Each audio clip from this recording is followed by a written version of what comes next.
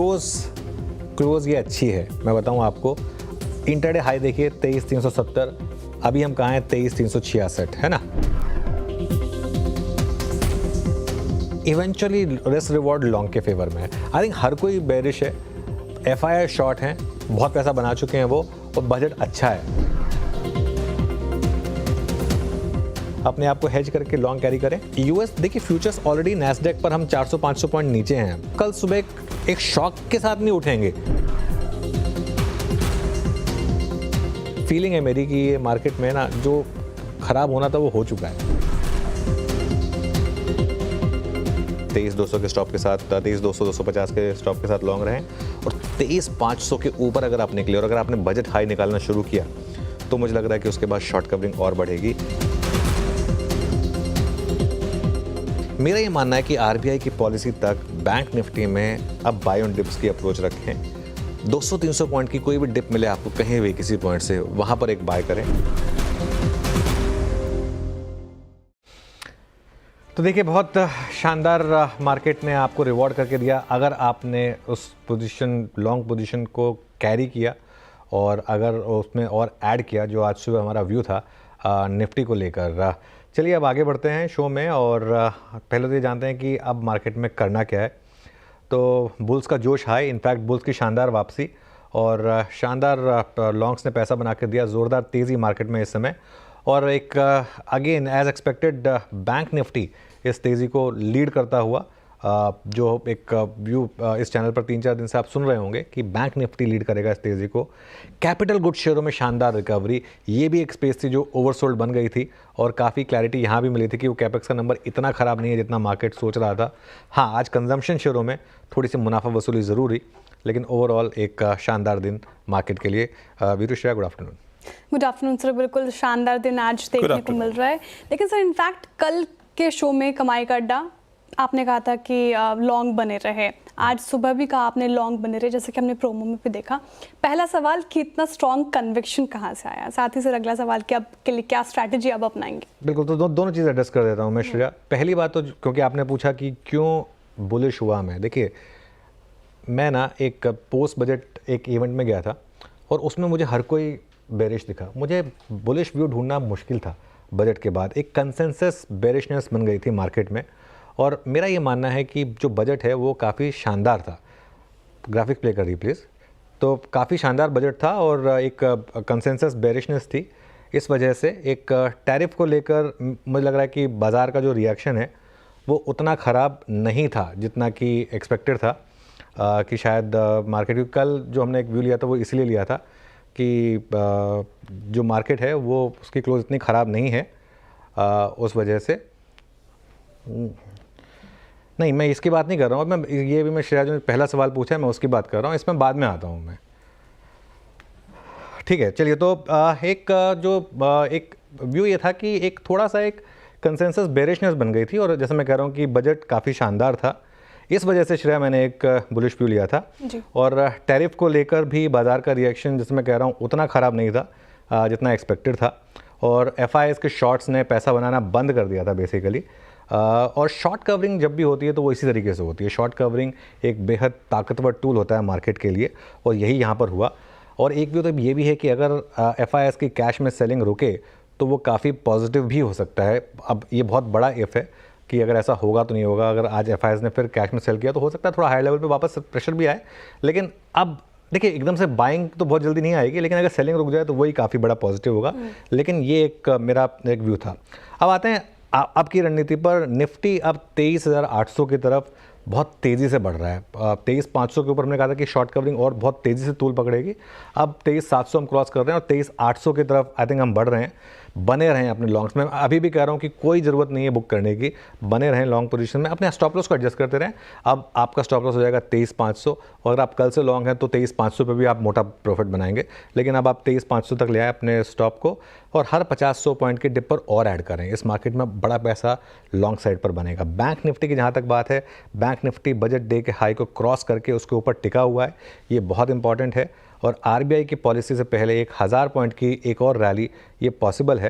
अगले 2 दिनों में मुझे लग रहा है कि जो मार्केट है वो रेट कट को पूरी तरीके से पचा लेगा। तो अपने लॉन्ग सौदों में बने रहें और हर 200 पॉइंट के डिप्स पर लॉन्ग ऐड करें। तो ये मेरा एक व्यू होगा बैंक निफ्टी पर। वीरू को शो में जोड़ते हैं और जानते हैं इंडिविजुअल स्टॉक्स में क्या हो रहा है। Veeru, good afternoon. जय अनुज, जय चोला मैं शुरुआत करूंगा अनुज जय 2-3 स्टॉक से जहां पे बहुत स्ट्रॉन्ग मूव है। एक बार स्क्रीन पे रखिएगा लाके मन्नापुरम फाइनेंस, चोला की नहीं बात कर रहा हूं मैं, मन्नप की।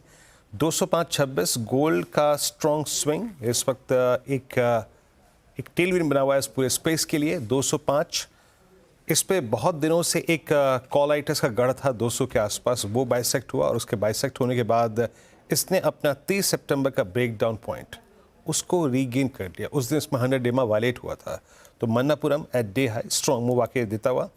उसके बाद मैं कुछ ओवरसोल्ड स्टॉक्स को यहाँ में मार्क करना चाहूँगा, जहाँ पे मुझे आज, क्योंकि निफ्टी अब 23,700 पे ट्रेड कर रहा है, almost 200 day exponential moving average के ऊपर 100 अंकों के फ्रैक्शन से ट्रेड कर रहा है।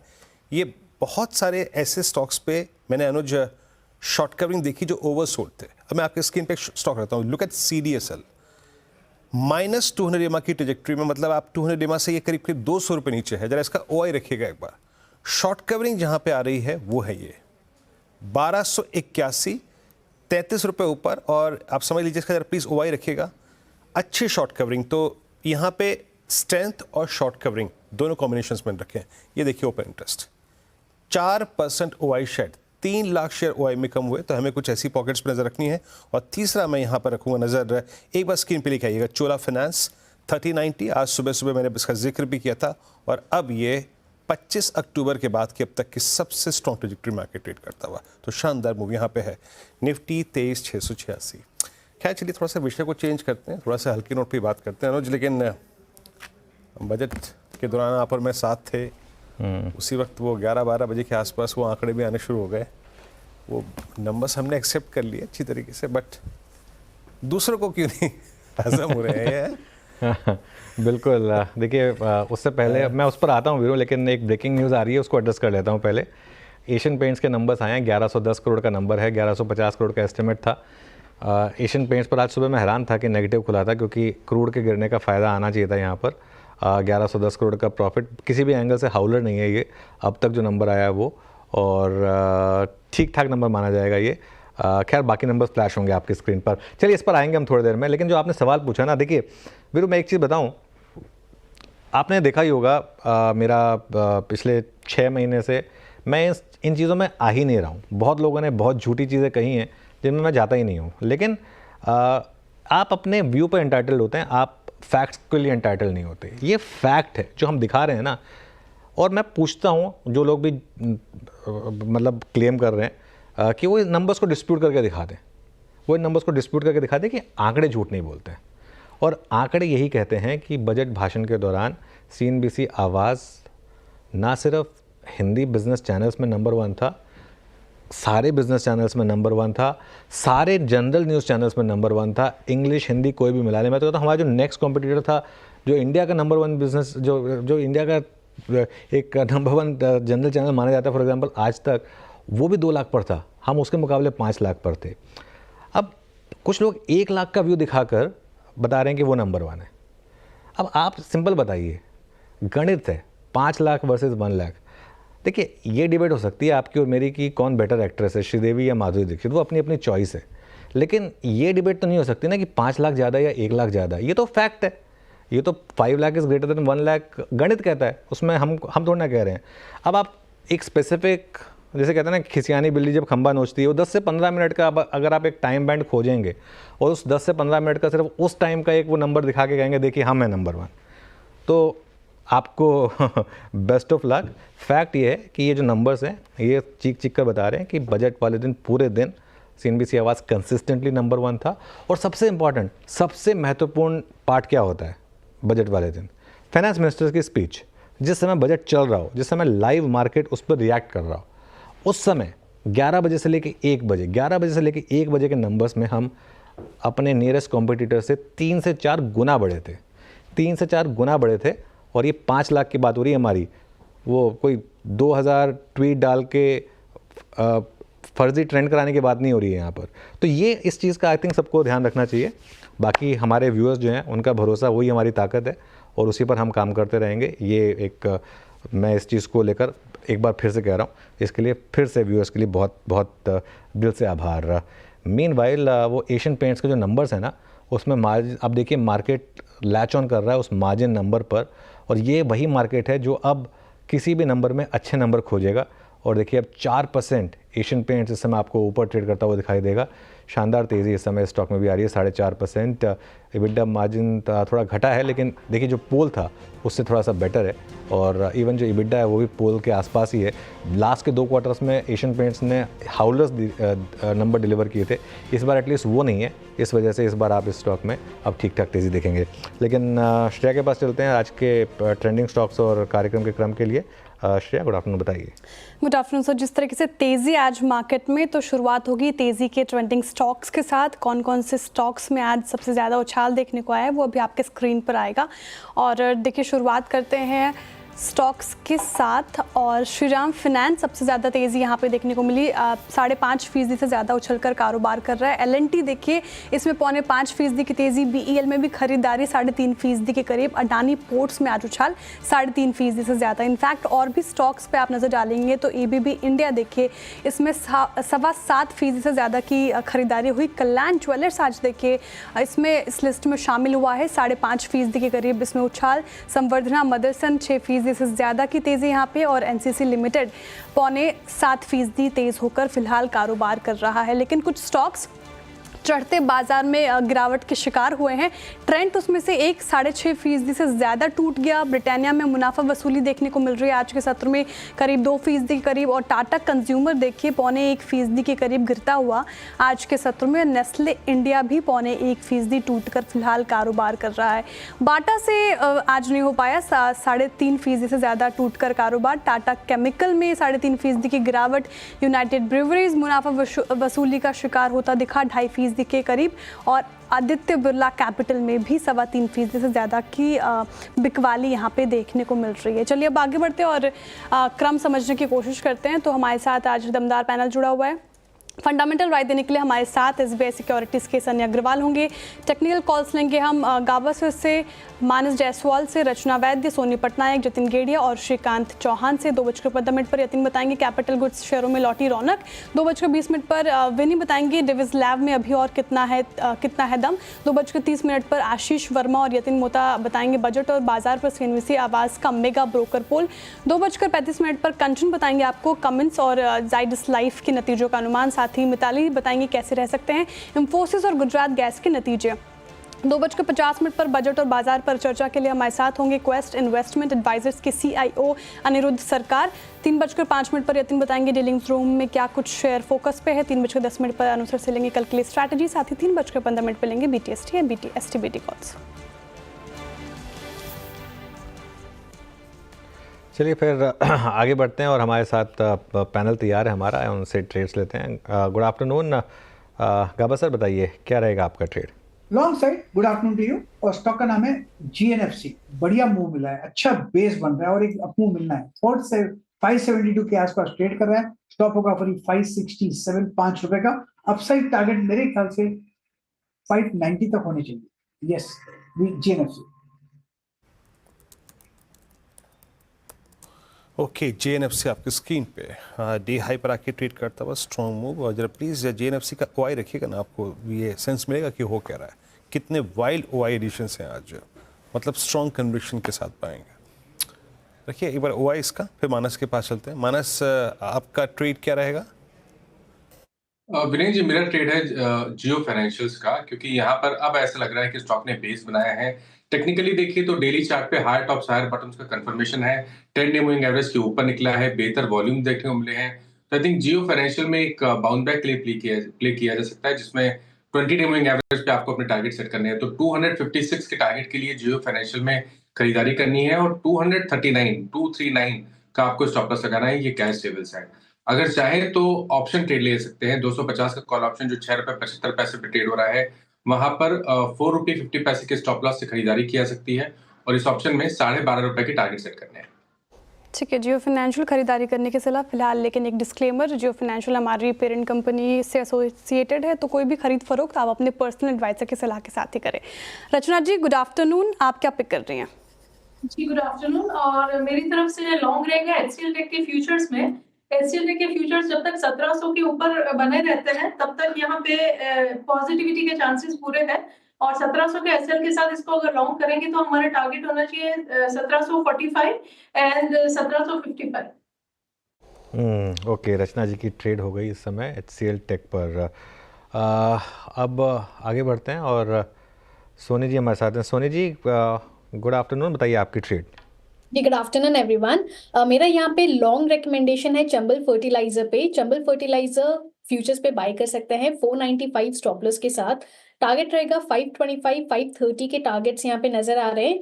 20 और 50 एक्सपोनेंशियल मूविंग एवरेज के ऊपर आज अच्छे से सस्टेन कर रहा है। ऑप्शन चेन ब्रेकआउट भी है 500 के ऊपर, और प्लस यहाँ पे बहुत स्ट्रॉन्ग शॉर्ट कवरिंग मूव भी नजर आ रहा है। सो मुझे लगता है टुवर्ड्स 525 530 एक बार टेस्ट कर सकता है। ओके, चंबल फर्टिलाइजर्स एच पे बिल्कुल, और शॉर्ट कवरिंग इसमें जतिन गेडिया हमारे साथ मौजूद हैं। जतिन जी नमस्कार, आपका ट्रेड इस वक्त का? गुड आफ्टरनून एवरीवन, नमस्ते। जो हमारा ट्रेड होगा वो लॉन्ग साइड की तरफ गैस अथॉरिटी ऑफ इंडिया यानी कि गेल में होगा। तो एक 2 दिनों का कंसोलिडेशन के बाद फिर से अप ट्रेंड रिज्यूम कर रहा है। मेरे को लगता है एक नया स्विंग बन सकता है ऊपर की तरफ। इसके लिए गेल गैस अथॉरिटी ऑफ इंडिया में लॉन्ग करने की सलाह रहेगी। स्टॉप लॉस रखना होगा 173 का, और ऊपर में 189 के टारगेट एक्सपेक्टेड है। 173 के स्टॉप लॉस के साथ गेल में खरीदारी करने की सलाह फिलहाल। Sunny Agarwal ji, very good afternoon sir. Fundamentally आपको कौन सा स्टॉक पसंद आ रहा है? Good afternoon everyone. I think मैं बजाज फाइनेंस के साथ जाना चाहूंगा। काफी रोबस्ट नतीजे कंपनी ने डिक्लेयर किए थे, और रिसेंटली इन्होंने अपनी जो लेटेस्ट प्रेजेंटेशन थी उसमें नेक्स्ट 5 ईयर का ग्रोथ प्लान भी पेश किया है, जहाँ कहा है कि इनका AUM तकरीबन 23 से 25% की दर से ग्रो होगा अगले 5 सालों में। तो 3 से 4 नए प्रोडक्ट लॉन्च करेंगे which will be the one of the key driver as far as growth is concern. और मुझे लगता है कि बजट में जिस तरह से कंजम्पशन का बूस्ट मिला है, एक जो कंज्यूमर फाइनेंस कंपनी है उसे भी कहीं ना कहीं बेनिफिट होते नजर आएगा। तो I think from a medium term I feel the fair value is close to 9100। और कोई अगर लॉन्ग टर्म के लिए होल्ड करते हैं तो मुझे लगता है कि ये स्टॉक आसानी से 10,000 का जो टारगेट है ये क्रॉस कर जाएगा over the period of 24 months. Okay, चलिए एक काम करते हैं, एक बार जियो फाइनेंस को वापस देखते हैं ज़रा। और अब खैर मानस ने भी इस कॉल को अब लिया है यहाँ पर, लेकिन शानदार मोमेंटम 246 5% ऊपर।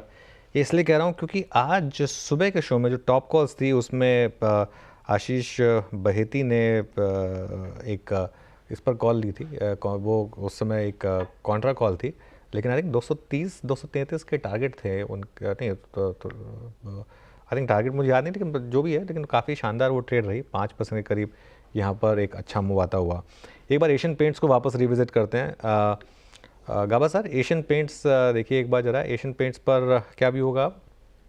एशियन पेंट्स का चार्ट लगता है कि बेस बन रहा है। कल का अगर मूव उसको डिस्काउंट कर लें तो अप मूव ऑन है, क्योंकि बहुत बढ़िया बेस बना है एशियन पेंट्स में। स्ट्रॉन्ग सपोर्ट करीब 2300 के आसपास है। मेरे ख्याल से वहां पर एक स्टॉप लगा चले तो हो सकता है 2 टारगेट्स है, एक तो है 2500 का, दूसरा है 2700 का। ये 2 जोन है, उस जोन तक जा सकते हैं, लेकिन उसे वक्त लगेगा। लेने की जगह अच्छी है लेने की, कि जो बार बना है वीक के लिए कल और आज का, और पिछले हफ्ते का बार देखें तो आई थिंक वो लेने की जगह बहुत अच्छी है एशियन पेंट्स। सनी, आप का क्या व्यू होगा एशियन पेंट्स पर? आई थिंक अनुज, मैं नंबर्स देख रहा था, प्राइमा फेसी लग रहा है कि सिक्वेंशियली काफी बेहतरीन इंप्रूवमेंट देखा है हमने मार्जिन में। आई थिंक 19% मार्जिन की एक्सपेक्टेशन थी स्ट्रीट की, उसके आसपास ही कहीं नंबर आया है। तो मुझे लगता है कि नंबर्स ने कहीं डिसअपॉइंट नहीं किया है। हालांकि जो डिमांड एनवायरमेंट है और जिस तरह से कॉम्पिटिटिव इंटेंसिटी है उसकी कमेंट्री काफी इंपॉर्टेंट रहेगी एशियन पेंट की ओर से। But in terms of price मुझे लगता है कि कहीं ना कहीं जितनी भी निगेटिविटी है वो प्राइस में ऑलरेडी कैप्चर हो चुकी है। Here on any positive commentary from management can lead to a further upgrade of stock price। तो मुझे लगता है कि फिलहाल में before analyst call fair value 2500-2600 की रहेगी। पोस्ट एनालिस्ट कॉल से टारगेट को रिवाइज किया जाएगा। जय एशियन पेंट्स आपके नाम स्क्रीन पे डे हाई पर आके ट्रेड करता हुआ स्ट्रॉन्ग मूव। मानस, ये ABB पे आपका टेक क्या? आपको याद है सुबह जब हम बात कर रहे थे, मुझे भाव अच्छी तरह से याद है, 5407 रुपये पे मैंने कहा कि इसको आज लेते हैं, छोड़ देते हैं, और छोड़ देंगे तो ज़रूर भागेगा। देखिए टॉप गेनर है आज का। क्या व्यू लग रहा है अब 5407 पे आपका? मतलब इतने बड़े मूव के बाद 5574 पे क्या ये एटलीस्ट एक 10 डे तक पुल बैक देगा क्योंकि ओवरसोल्ड बहुत था। बिल्कुल आपने सही कहा। देखिए 10 डे मूविंग एवरेज टेस्ट हो सकते हैं। ओवरसोल्ड था स्टॉक, तो 10 डे मूविंग एवरेज जो कि 5800 है, वही आपके टारगेट होंगे। अगर आपने खरीदारी की हुई है तो आप पोजीशन को होल्ड कर सकते हैं, लेकिन ये सही समय है जब स्टॉप लॉस को रिवाइज करके 5424 के नीचे लगा लें।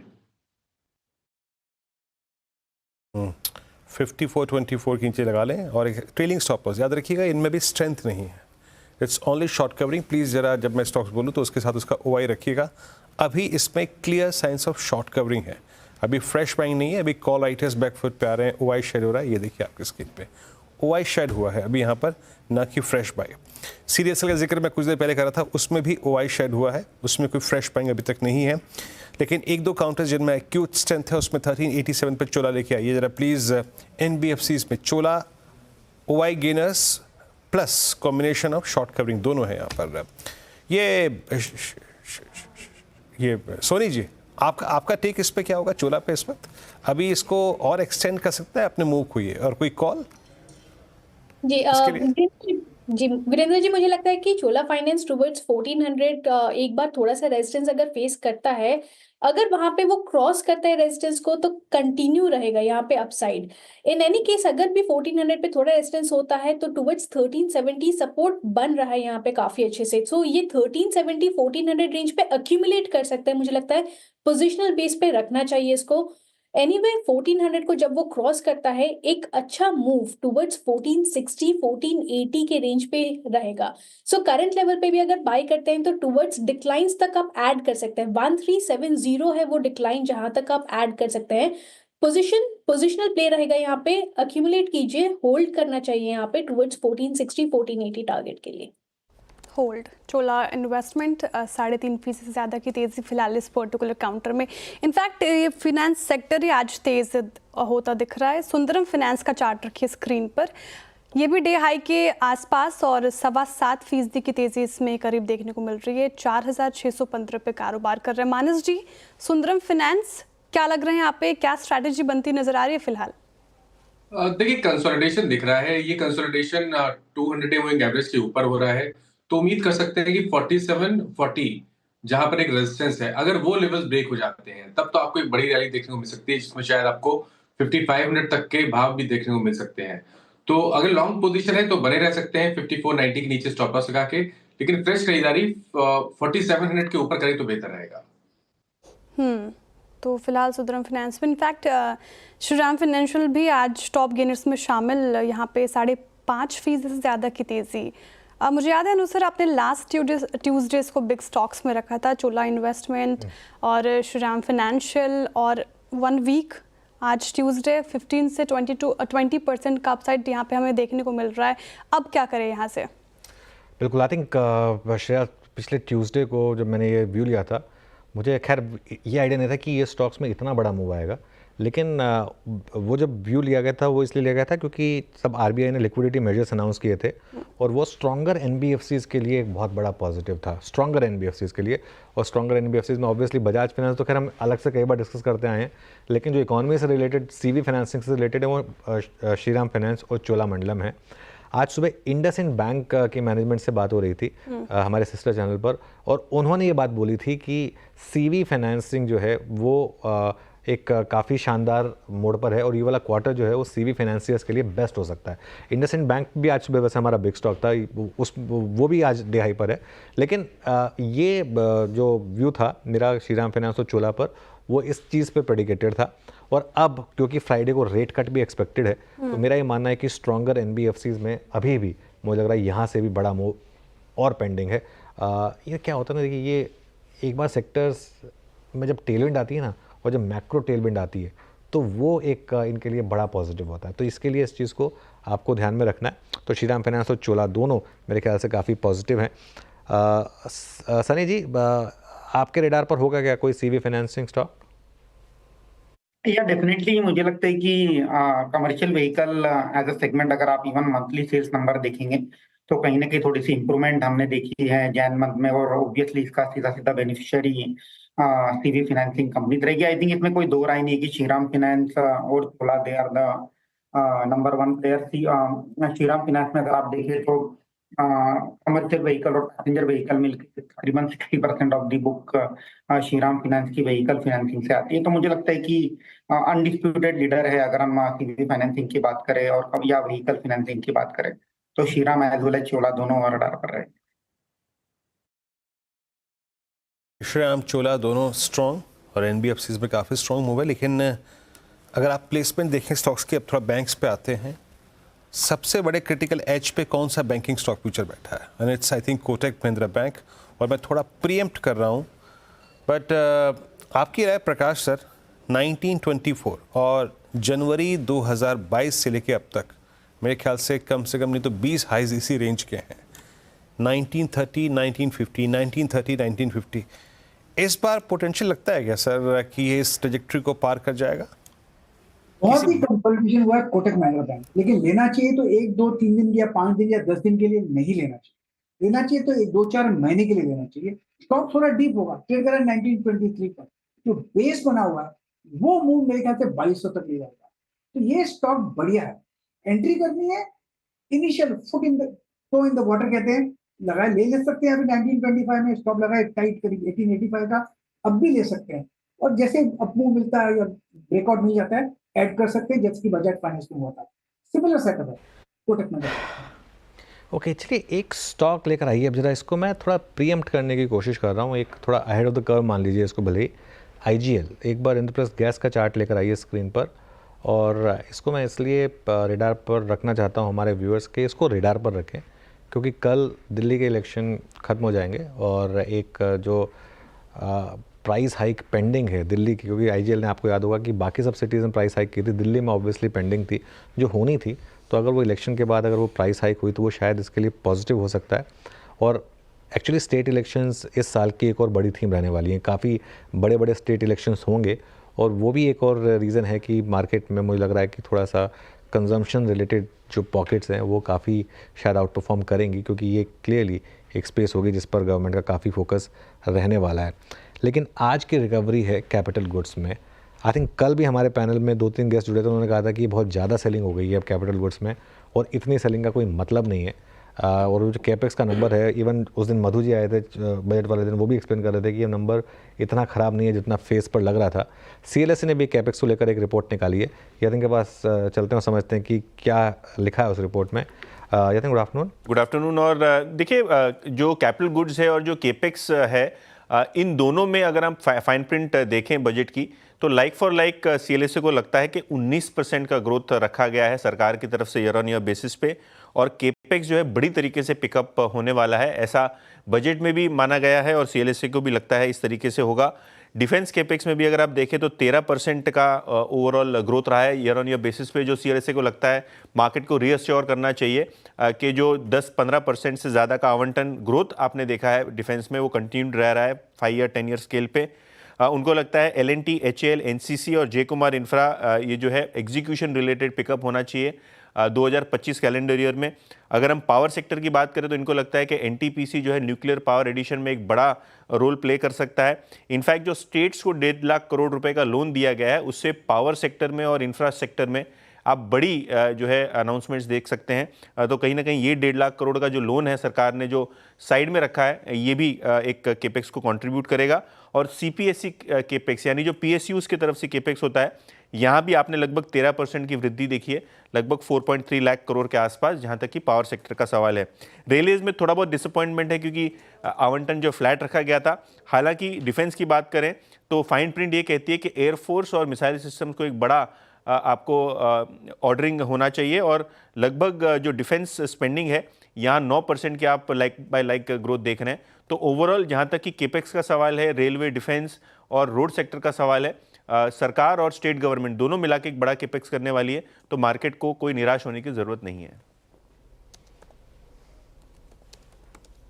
ठीक है, मार्केट को निराश होने की जरूरत नहीं है। ये तमाम स्टॉक्स बताए। सनी जी, कुछ लग रहा है आपको PSUs में कहीं पे बेट लगा रहे, कोई स्टॉक्स आपको पसंद आ रहे हैं फिलहाल, स्पेशली अगर पावर एनर्जी सेक्टर की बात करें तो? मुझे लगता है कि विद इन एनर्जी सेक्टर अगर आप कैप गुड्स की बात करें तो to some extent cap goods engineering में इंजीनियर्स इंडिया हमें काफी अच्छा लगता है। रिकॉर्ड ऑर्डर बुक पर कंपनी बैठी हुई है और रिसेंटली कल हमने देखा था कि 1200 करोड़ का एक नया ऑर्डर भी कंपनी को मिला था पीएमसी क्षेत्र में। तो मुझे लगता है कि engineers India again trading at a reasonable valuation, hitting at a life high order book. I think fair value company की 250 रुपए की है। तो engineers India which is again a profit play on energy sector, ये एक हमें पसंद है। ओके बिल्कुल। तो ये इस समय EIL पर एक व्यू आता हुआ। निफ्टी में एक हल्की सी डिप आई है, अब देखते हैं उस डिप में वापस बाइंग आती है या नहीं, लेकिन थोड़ा सा निफ्टी एकदम हाईएस्ट लेवल से 23,712 से 23,650 के करीब आया। एक बार एशियन पेंट्स वापस लेकर आइए ज़रा। एशियन पेंट्स देखते हैं इस समय कहाँ पर ट्रेड कर रहा है, क्योंकि वो नंबर्स आए उसके बाद वो वॉल्यूम ग्रोथ नंबर आया और अब ये स्टॉक थोड़ा फ्लैट। मानस एक बार चार्ट चेक करते हैं बाटा का। 2 दिन पहले लग रहा था कि बाटा में मूव आ रहा है, लेकिन आज वापस थोड़ा सा नीचे आया। कोई व्यू स्टॉक पर? देखिए, बाटा में आज की गिरावट को केवल एक करेक्शन की तरह देखना चाहिए, क्योंकि अगर हम चार्ट पे देखेंगे तो ऐसा लग रहा है कि स्टॉक ने ऑलरेडी 1220-1240 के आसपास बॉटम बनाया है। लोअर लेवल पे अगर ये 1320 को सस्टेन करता है, उसके ऊपर ही रहता है जहां पर 22 मूविंग एवरेज है, तो मेरे ख्याल से फिर से एक मूव देखने को मिलेगा जिसमें 1460 तक के स्तर देखने को मिल सकते हैं। तो लॉन्ग पोजीशन में बने रहना चाहिए और 1320 के नीचे स्टॉप लॉस लगाना चाहिए।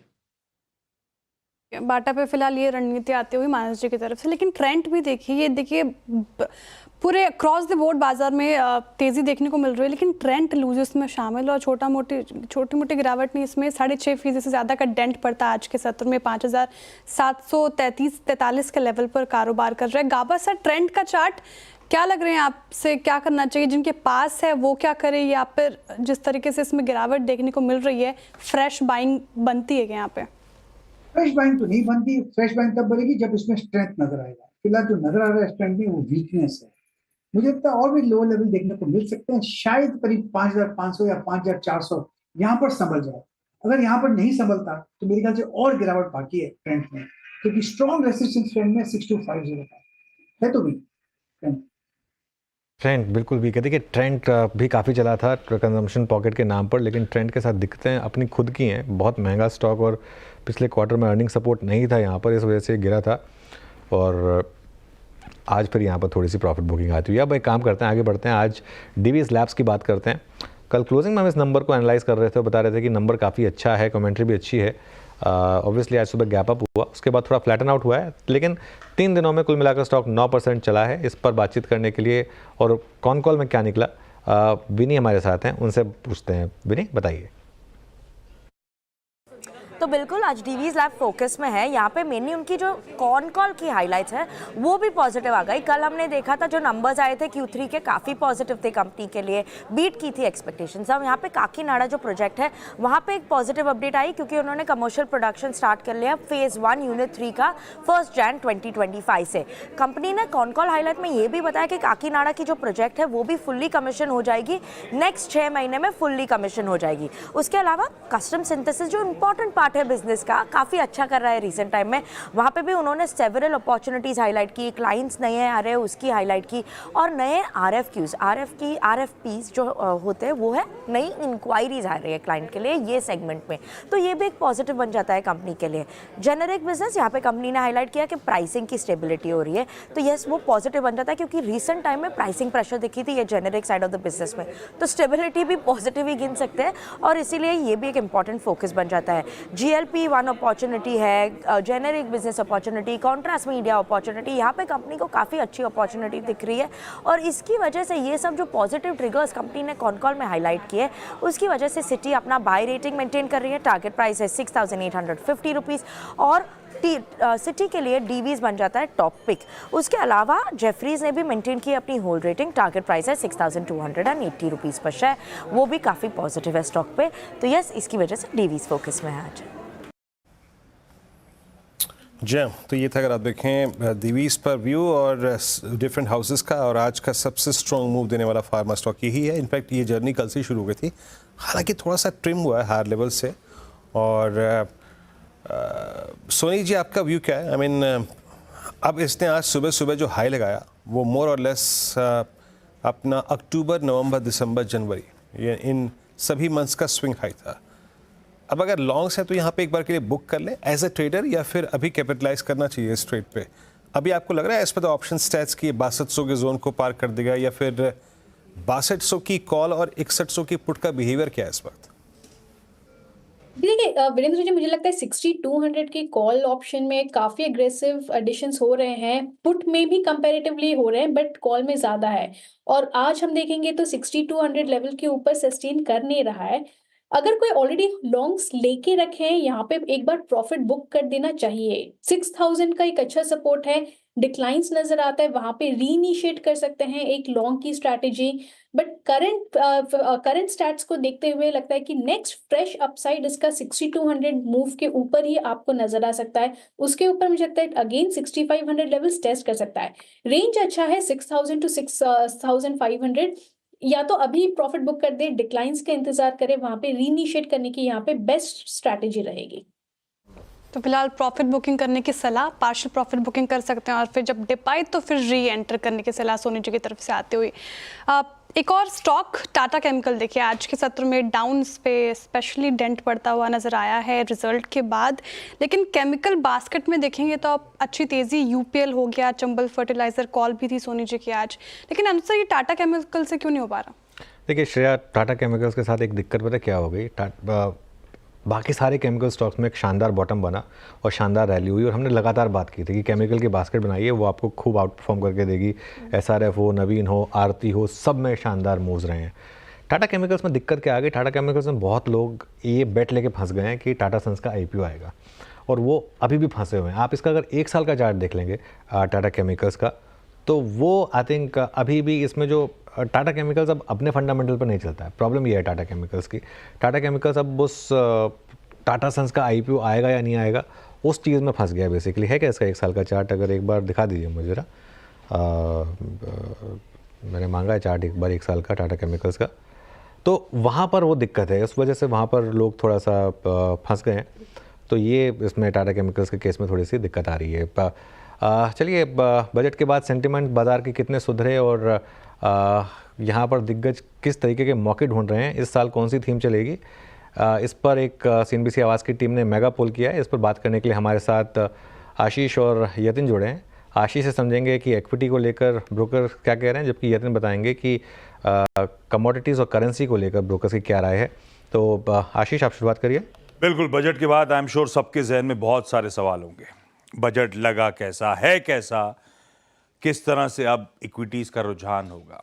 तो जो आम सबके जहन में सवाल थे, उन्हीं को लेकर CNBC आवाज़ ने देश के तमाम जाने माने ब्रोकर्स, मार्केट वेटरन्स के बीच में एक पोल कराया, ताकि आइडिया लगे किस तरह का मूड माहौल अब बन रहा है।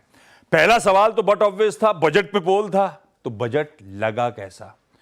किसी को खराब नहीं लगा। इनफैक्ट 70% पोल रिस्पोंडेंट्स को इस बार का यूनियन बजट अच्छा लगा। अगला सवाल था, क्योंकि इस बजट की थीम की हाईलाइट थी जो शिफ्ट हो रहा है कंजम्पशन ड्रिवन ग्रोथ की तरफ। तो क्या आप लोग ऐड कर रहे हो या फिर अपना वेट इंक्रीज कर रहे हो कंजम्पशन स्टॉक्स पे? ओवरवेलमिंग 85% पोल रिस्पोंडेंट्स कह रहे हैं हम कंजम्पशन स्टॉक्स पे अब ओवरवेट हैं या फिर और ऐड ऑन कर रहे हैं वेट्स। अगला सवाल, सबको एक कंसर्न था कि इंफ्रास्ट्रक्चर और केपेक्स ग्रोथ शायद इस बार की बिलो एक्सपेक्टेशन है, डिसअपॉइंटिंग है। इन लोग से ये पूछा था क्या इस कैंप को बिलोंग करते हैं जिनको इस बार का केपेक्स नंबर खराब लगा? सरप्राइज होगा आपको, 2/3 पोल पार्टिसिपेंट्स कह रहे हैं नहीं, जो केपेक्स के लिए एलोकेशन हुआ है उन्हें बुरा नहीं लगा है। एक सवाल, क्योंकि बजट के बाद से आपने देखा कैपिटल गुड स्टॉक्स लगातार पिट रहे थे, उनसे पूछने की कोशिश थी कि जो केपेक्स रिलेटेड स्टॉक्स हैं, सेक्टर्स हैं, क्या आप अपने वेट्स रिड्यूस कर रहे हो?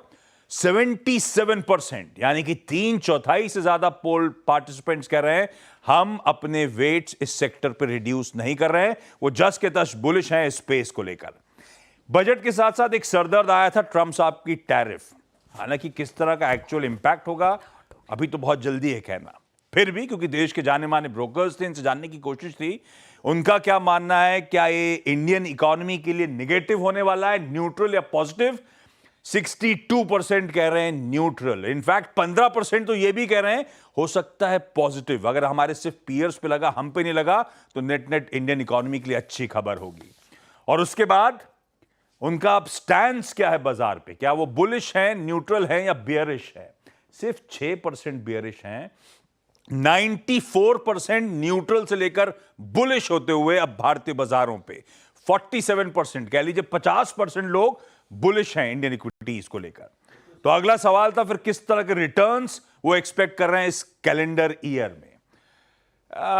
बड़ा तबका तो खैर 43% कह रहा है, केवल 5% के आसपास के रिटर्न्स एक्सपेक्ट करिए, तो वो डिसअपॉइंटिंग था। पर उसके आगे बढ़िए तो 50% से ज्यादा 10% या उससे ज्यादा के रिटर्न्स इस साल एक्सपेक्ट कर रहे हैं। इनफैक्ट 21%, 15% प्लस के रिटर्न्स एंटिसिपेट करके चल रहे हैं। अगला सवाल, उनका कंफर्ट जोन अब कौन सा है, लार्ज कैप्स, मिड कैप्स या स्मॉल कैप्स? हम सब के लिए सीख है, कोई बाजार का दिग्गज, कोई बाजार का वेटरन स्मॉल कैप्स पे दाव नहीं लगा रहा है। 71% लार्ज कैप्स पे तवज्जो देंगे इस साल। उनका मानना है ये पॉकेट आउट परफॉर्म करेगी। सिलेक्टिव मिड कैप्स पे 29% दाव लगा रहे हैं। फिर अगला सवाल था कि इस साल टॉप 3 थीम्स, टॉप 3 सेक्टर्स कौन से हो सकते हैं जो सबसे अच्छे रिटर्न्स देंगे। इन ऑर्डर, सबसे ज्यादा बैंक्स और फाइनेंशियल्स पे एक्सपर्ट बुलिश हो रहे हैं। बजट के बाद दिख भी रहा है खैर स्क्रीन पे, और लॉजिक भी कहता है शायद इसीलिए एफएमसीजी दूसरे पायदान पे और साथ साथ कंजम्पशन का ही बोलबाला है। ऑटोज तीसरे पायदान पे आपको नजर आएंगे। तीसरा स्टॉक था, अगला सवाल था कि निफ्टी 50 के यूनिवर्स में वो 50 स्टॉक्स में अगर किसी पे दाव लगाना है इस साल तो वो कौन सा स्टॉक होगा। 3 मांगे थे, 6 आपकी स्क्रीन पर हैं, क्योंकि इनमें से कई सारों में डिफरेंशियल्स बहुत मिनिस्क्यूल थे, तो उन्हें हटाना गलत लगा मुझे। पहले पायदान में ज्यादातर रिस्पोंडेंट्स बजाज फाइनेंस और आईटीसी पे दाव लगाने की बात कर रहे हैं। उसके बाद भारतीय एयरटेल और ICICI bank, almost similar replies in दोनों स्टॉक्स के लिए आए थे, इसलिए साथ में रख दिया मैंने। और इवन मारुति और महिंद्रा एंड महिंद्रा, ये एक्सपर्ट्स के प्रिफर्ड पिक्स हैं इस साल के। और फाइनली एक लास्ट सवाल था, टैक्स रिफॉर्म्स के चलते सबकी जेब में अच्छा खासा पैसा, धनराशि आ रही है, तो आप लोग करना क्या चाहेंगे उस पैसे का? मैंने 3 विकल्प छोड़े थे सबके लिए। आप एसआईपीज में ऐड ऑन करेंगे, इन्वेस्ट करेंगे उस पैसे को, कंजम्पशन पे खर्च करते हुए नजर आएंगे, या अपनी बेटर हाफ को थमा देंगे वो एडिशनल पैसा। 64% कह रहे हैं हम एसआईपीज में और ऐड ऑन करेंगे या इन्वेस्ट करेंगे, 14% कह रहे हैं हम और खर्च करेंगे, और 22% सेफ रहना चाहते हैं, अपने बेटर हाफ को पैसा दे दिया जाएगा। 11 बजे जब सर आप ये लिंक पेश कर रहे थे तो मैंने आपसे सवाल किया था कि आप क्या करें, आप क्या करेंगे इतनी धनराशि का जो बचेंगे। मेरा जवाब तो यही इन लोग को कि अपन तो अपनी पुरानी उधारी चुका रहे हो। वीरू सर, आप ऐसा कोई था रिस्पोंडेंट जिसने कहा कि मैं 100% जो पैसा बच रहा है वो बीबी को दे दूंगा? नहीं, जीवन साथी को, मतलब जो जिन्होंने जीवन साथी लॉक करा वो 100%, उनका तो खुद का रिप्लाई था ना, पूरा जो बचा था उधर चली जाएगी। उनमें से कई ने स्मार्टली रिप्लाई करा, हम कंजम्पशन पे खर्च कर रहे हैं लेकिन बीवी के थ्रू। आप क्या करेंगे वीरू सर? नितिन, वो 64 और 29 जो है ना, वो भी बीवी के पास ही जाएगा, आप यकीन मानिए। लौट के तो घर पे आएगा ना, वो जाएगा उसी के हाथों में। तो ये गलत फहमी पालने की जरूरत नहीं है, 3 ब्रैकेट में लिखने के से कुछ नहीं होगा, जाएगा वहीं पर ही है। लेकिन आशीष ने बता दिया सब कुछ इस पोल में, जो भी महत्वपूर्ण बातें थी इक्विटीज को लेकर। लेकिन कमोडिटीज पे क्या, यतिन, कमोडिटीज को लेकर क्या आउटलुक बन रहा है? देखिए वीरू, कमोडिटीज और करेंसी की बात करें, जो पोल सीएनबीसी आवाज का है, उसमें सबसे पहले डॉलर की बात करते हैं, क्योंकि ये एक बहुत बहुचर्चित चीज़ है। डॉलर इंडेक्स और यूएसडी आईएनआर के इक्वेशंस की हम लोग बात करते हैं, तो ज़्यादातर जो रिस्पोंडेंट्स हैं उनको लगता है कि इस साल 88-90 के बीच में आपको यूएस डॉलर आपको ट्रेड करता हुआ नजर पड़ सकता है रुपए के सामने। तो कहीं ना कहीं यहाँ से भी डॉलर मजबूत हो सकता है, 88-90 के आसपास आपको स्पॉट लेवल्स देखने को मिल सकते हैं। लेकिन 33% रिस्पोंडेंट्स ये भी मान रहे हैं कि शायद 90 के पार भी चला जाए यूएस डॉलर। लेकिन सबसे इंपॉर्टेंट चीज़ सोने चांदी पे आते हैं, क्योंकि यहाँ काफ़ी इंटरेस्टिंग ट्रेंड्स दिखाई पड़ रहे हैं। इनफैक्ट जो अनसर्टनिटी है, इसमें गोल्ड पे कितना एलोकेशन करेंगे, गोल्ड में कितनी अपसाइड लगती है, ये भी सवाल हमने रिस्पोंडेंट्स को पूछे। तो ज़्यादा करके लोगों का ये मानना है कि गोल्ड में निवेश ज़रूर करेंगे। लगभग 83% रिस्पोंडेंट्स का मानना ये है कि आपके पोर्टफोलियो में ये अनसर्टन टाइम में थोड़ा बहुत गोल्ड का एलोकेशन होना चाहिए। और 83% ये बिलीव करते हैं कि गोल्ड में एलोकेशन ज़रूर रहना चाहिए। इसके अलावा गोल्ड के दाम पे भी हमने पूछा कि क्या आपको लगता है, क्योंकि 82,000 83,000 तो स्पॉट आप कहीं कोई ज्वेलर के पास चले जाएं तो उतने दाम में तो आपको सोना मिल रहा है रिटेल में, तो क्या आपका वहाँ आउटलुक है? तो ज़्यादा करके लोगों को लगता है कि 85,000 टू 90,000 के आसपास गोल्ड का लेवल देखने को मिल सकता है अगले 6-12 महीनों में। इनफैक्ट लगभग 83% रिस्पॉन्डेंट्स को लगता है कि 85,000 से लेकर 90,000 के आसपास यहाँ आपको गोल्ड का लेवल देखने को मिल सकता है। ऑब्वियसली 1 लाख का ऑप्शन भी हमने दिया था, लेकिन अभी तक ऐसा कोई रिस्पॉन्स नहीं आया उस साइड पे कि 1 लाख क्या सोना हो जाएगा। अगर हम बात करें चांदी, तो चांदी में किस तरीके के रिटर्न्स हो सकते हैं, क्या सोना चांदी को आउट परफॉर्म करेगा? तो लोगों को लगता है हाँ, अनसर्टन टाइम है तो गोल्ड आउट परफॉर्म कर सकता है सिल्वर को, लेकिन सिल्वर का प्राइस जो है अभी 93,000 है, वहाँ कितने लोगों को लगता है उसके पार चला जाएगा? 1 लाख 1.25 लाख तक का लेवल हमने सुझाया था लोगों को कि क्या इतना बड़ा मोमेंटम सिल्वर में बन सकता है। तो लगभग 20% से ज़्यादा रिटर्न आपको सिल्वर में भी देखने को मिल सकता है, ऐसा हमारे मेजॉरिटी रिस्पॉन्डेंट्स ने कहा है। तो जहाँ तक कि कमोडिटी का पिक्चर है, करेंसी का पिक्चर है, लोगों को लगता है यहाँ से थोड़े बहुत बेटर लेवल्स देखने को मिल सकते हैं। ओके, चलिए, तो ये है कमोडिटीज को लेकर रुख, एंड स्पेशली 2 ये मेटल्स महत्वपूर्ण प्रीशियस मेटल्स गोल्ड सिल्वर। बहुत बहुत शुक्रिया आशीष और यतिन आपका, बहुत बखूबी से आप देखिए, बहुत शानदार तरीके से आप लोगों ने ये एक्सपेक्टेशन और ये जो पोल है रखा स्क्रीन पे। अब एक काम करते हैं, बाजार को ले आइए एक बार। निफ्टी बैंक अभी जो गुंजाइश थोड़ी सी रह गई थी इस पूरे आज के मूव में, या फिर अगर मैं इस मूव के पीछे एक टेक्निकल स्पेसिफिकेशन और दे दूं तो वो ये है कि निफ्टी बैंक ने पोस्ट 6 जनवरी के बाद पहली बार एक अटेम्प्ट किया to touch its 200 day exponential moving average. और इनफैक्ट बड़ा इंटरेस्टिंगली याद रखिएगा 200 डे माह और 50 निफ्टी बैंक का प्री पॉलिसी एक ही साथ अपीयर हो रहा है, करीब 50-160 पे उस पे गया और थोड़ा सा बैकफुट पे आ गया। श्रीकांत चौहान कोटक सिक्योरिटी से इस बीच हमारे साथ जुड़ चुके हैं। श्रीकांत, गुड आफ्टरनून, कार्यक्रम में स्वागत है आपका। श्रीकांत, आपका ट्रेड इस वक्त का? Good afternoon Virendra. तो देखिए, मार्केट ने 23,500 23,650 जो बजट के दिन पे हाईएस्ट लेवल्स बने थे वो भी लेवल्स क्रॉस कर दिए। तो बेस्ड ऑन दैट हमें लगता है कि जितने भी हाई बीटा स्टॉक्स रहेंगे वहाँ पे और भी एक्टिविटी बनेगी और मुझे लगता है वहाँ पे और भी तेजी बन सकती है। एनबीएफसीज में नो डाउट काफ़ी अच्छा करंट है और कई सारे स्टॉक्स अपने इंपॉर्टेंट सपोर्ट से काफ़ी दूर आ गए, लेकिन बाकी अगर हाई बीटा स्टॉक्स की बात करें तो मुझे लगता है कि एम्बर एंटरप्राइजेस जो 6830 6840 के करीब ट्रेड कर रहा है, इसे लॉन्ग किया जा सकता है। एंड 6800 या 6850 के बीच में अगर हम लॉन्ग करते हैं तो यहाँ पे जो स्टॉप लॉस होना चाहिए वो रहेगा एट 6750 का, लेकिन टारगेट्स नजर आते हैं 7300 के। तो करंट लेवल से एम्बर एंटरप्राइजेस को लॉन्ग किया जा सकता है। ओके, चलिए, एक एम्बर एंटरप्राइजेस पर लॉन्ग लेके जा सकते हैं। मार्केट वापस कोशिश कर रहा है डे हाई पर आने की। एक बार एनसीसी लेकर आइए जरा, 6-6.5% ऊपर। आई थिंक कल हम लोग पंचनामा में भी डिस्कस कर रहे थे कि ये काफ़ी गिरा है स्टॉक और अब शायद यहाँ पर बाइंग आपको देखने को मिले। मानस, एक बार एनसीसी चार्ट रखिए जरा स्क्रीन पर। कोई व्यू होगा स्टॉक पर?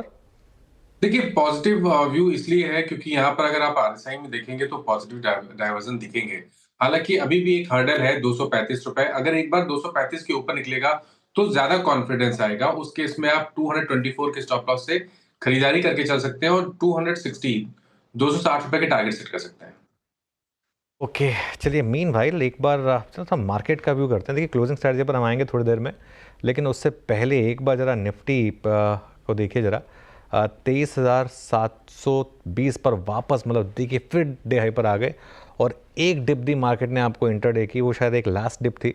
उसके बाद फिर बाइंग आई। और एक इंटरेस्टिंग चीज़, यूएस मार्केट के फ्यूचर्स डाउन हैं, उसके बावजूद आज आप तेज़ हैं, क्योंकि आई थिंक कल ये थोड़ा सा मार्केट को अब समझ में आ गया है कि अब शायद मार्केट बहुत कुछ पचा चुका है। बस एक रिस्क ये रहेगा कि चाइना शायद कल जब ओपन होगा तो उसके बाद क्या उसकी वजह से कोई रिस्क होगा या नहीं होगा, लेकिन अब फाइनली मार्केट उस मूड माहौल में आ चुका है जिसमें हम अपने क्यूज़ पर रिएक्ट करने को तैयार हैं। और हमारे क्यूज़ वो बजट के बाद, पॉलिसी से पहले काफ़ी शानदार हैं। मुझे हैरानी नहीं होगी अगर हम पॉलिसी से पहले ही 24,000 हिट कर दें निफ्टी पर। तो 24,000 निफ्टी पर हिट कर दें हम, और अगर बैंक निफ्टी पर हम 50-551,000 भी हिट कर दें एक बार पॉलिसी से पहले, तो मुझे बिल्कुल हैरानी नहीं होगी, क्योंकि इस रैली में कोई पार्टिसिपेट कर ही नहीं पा रहा, सब डिसबिलीफ में। किसी से हो ही नहीं पा रहा है कि इस रैली में पार्टिसिपेट कर पाएँ। और ये आई थिंक रैलीज ऐसी होती हैं, जब मार्केट में इस तरीके की रैलीज होती हैं वो ऐसी होती हैं, वो आपको एकदम बिल्कुल जिसे कहते हैं ना, आप प्रिपेयर्ड नहीं है। कहाँ से वो आ गई रैली, हर कोई ढूंढ रहा है, हर कोई आज सुबह ये पूछ रहा है ये रैली कहाँ से आ गई, ये रैली कहाँ से आ गई, कल तक तो कोई साइन नहीं थे। वेल ये मार्केट है, इसी तरीके से बिहेव करती है। एक एग्जांपल देता हूँ, टाटा मोटर्स का चार्ट लेकर आइए, एक बज रहा स्क्रीन पर। टाटा मोटर्स देखिए, अब आप चाहे टैरिफ का वरी हो या जो मर्जी हो, अब ये स्टॉक भी चलने लगा है, 700 के ऊपर निकला, 3% ऊपर। खैर मोमेंटम बहुत स्ट्रॉन्ग है मार्केट में। अब एक काम करते हैं, जरा कुछ रिजल्ट प्रीव्यूज़ कर लेते हैं। कल काफ़ी अहम दिन है F&O स्टॉक्स के हिसाब से। Cummins, Zydus Life, info edge, Gujarat Gas समेत F&O की 7 कंपनियों के नंबर्स आएंगे। कंचन और मिताली हमारे साथ जुड़ रहे हैं नंबर्स के लिए। कंचन के पास चलते हैं, पहले जानते हैं कि कमिंस और जाइडस लाइफ से क्या एक्सपेक्ट करें। कंचन बताइए। जी, सबसे पहले शुरुआत करते हैं जाइडस लाइफ साइंस के नंबर्स के साथ। नंबर्स हमें यहाँ पे पॉजिटिव साइड में देखने को मिल सकते हैं। रेवेन्यू में करीबन 15 से 18% जो उछाल है वो संभव है। साथ ही साथ जो ऑपरेशनल नंबर्स है कंपनी के, वो भी यहाँ पे बढ़ते हुए दिखाई दे रहे हैं। एबिटा करीब 31% और मार्जिन में भी करीबन 2 से 3% के उछाल की संभावनाएं जताई जा रही है। इनफैक्ट अगर कंपनी की प्रॉफिटेबिलिटी की बात करी जाए तो वो भी पॉजिटिव साइड में जाती हुई दिखाई दे रही है। 17% का उछाल यहाँ पे भी एक्सपेक्टेड है। अब यूएस सेल्स ग्रोथ की तरफ नजर डाली जाए तो ये भी करीब 31% तक हमें साल दर साल बढ़ती हुई दिखाई दे सकती है, जिसके पीछे का जो मेजर रीजन है वो है मीरा बैकग्राउंड का जो नया लॉन्च है वो। साथ ही साथ जो कंपनी डोमेस्टिक फॉर्मुलेशन करती है उसकी सेल्स ग्रोथ में भी करीबन 11.5 से 15% का उछाल देखने को मिल सकता है। और उसके पीछे का मेजर ड्राइवर है कार्डियक, एंटी इन्फेक्टिव और साथ ही साथ एंटी नियोप्लास्टिक की growth with in the licensing deal. Margin में एक अच्छा खासा सुधार जो हमें देखने को मिल रहा है वो बेटर प्रोडक्ट मिक्स और साथ ही साथ मीरा बैकग्राउंड की अपॉर्चुनिटीज के चलते हुए देखने को मिल रहा है। In fact strong US growth sales हमें देखने को मिल सकती है और जो ऑपरेटिंग परफॉर्मेंस है वो भी बेटर साइड में देखने को मिल सकता है। फोकस एरिया आपका कहां होगा? एनसी पाइपलाइन की प्रोग्रेस किस तरीके की है, लिक्विड्स बिजनेस का किस तरीके से एक्सपेंशन होता है और कंपनी कौन से नए प्रोडक्ट का लॉन्च करती है। ये बात थी जाइडस की। कमेंट्स पे आते हैं, यहाँ पे नंबर्स हमें मिक्स बैग देखने को मिल सकते हैं। रेवेन्यू में 8% का उछाल, एबिटा -2%, मार्जिन भी करीब 2 से 3% घटते हुए दिखाई दे सकते हैं, लेकिन कंपनी की प्रॉफिटेबिलिटी में 5% का उछाल संभव है। अब इसके पॉइंटर्स जानते हैं। बेसिकली कंपनी ने Q3 में लार्ज डेटा सेंटर की डिलीवरी की है। 8% की अगर सीक्वेंशियल ग्रोथ देखें तो ये भी संभव है। साथ ही साथ मार्जिन सेगमेंट में अच्छा खासा इजाफा देखने को मिल सकता है ड्यू टू ट्रांजिशन फेज, और यहाँ पे इनको प्राइसिंग हाइक का भी एक अच्छा खासा फायदा आता हुआ दिखाई दे सकता है। एक्सपोर्ट ग्रोथ में करीबन 41% की वृद्धि देखने को मिल सकती है। फोकस एरिया आपका क्या होगा? CP/CB4+ प्रोडक्ट के किस तरीके के लॉन्चेस होते हैं, इनकी प्राइसिंग कैसी होती है, साथ ही डिमांड आउटलुक कैसा है अक्रॉस द सेगमेंट, साथ ही साथ मार्जिन की प्राइसिंग कैसी है और एक्सपोर्ट ग्रोथ की ट्रेजेक्टरी कैसी है। एंड नॉट टू फॉरगेट कि मैनेजमेंट की तरफ से क्या कमेंट्री आती है, ये होगा की फोकस एरिया। ठीक है, क्यूमेंस और जाइडस लाइफ पर फिलहाल ये अनुमान लगाकर चल रहे हैं। अब मिताली से जानते हैं कि गुजरात गैस और नौकरी के रिजल्ट कैसे रह सकते हैं। बताइए मिताली। सबसे पहले मैं बात करूँ इन्फो एज की, तो यहाँ पे सेल्स में हमें अच्छा खासा 15% की ग्रोथ की उम्मीद जताई है। एबिटा में भी 18% की ईयर ऑन ईयर ग्रोथ के साथ आपको 283 करोड़ के आंकड़े देखने को संभव है।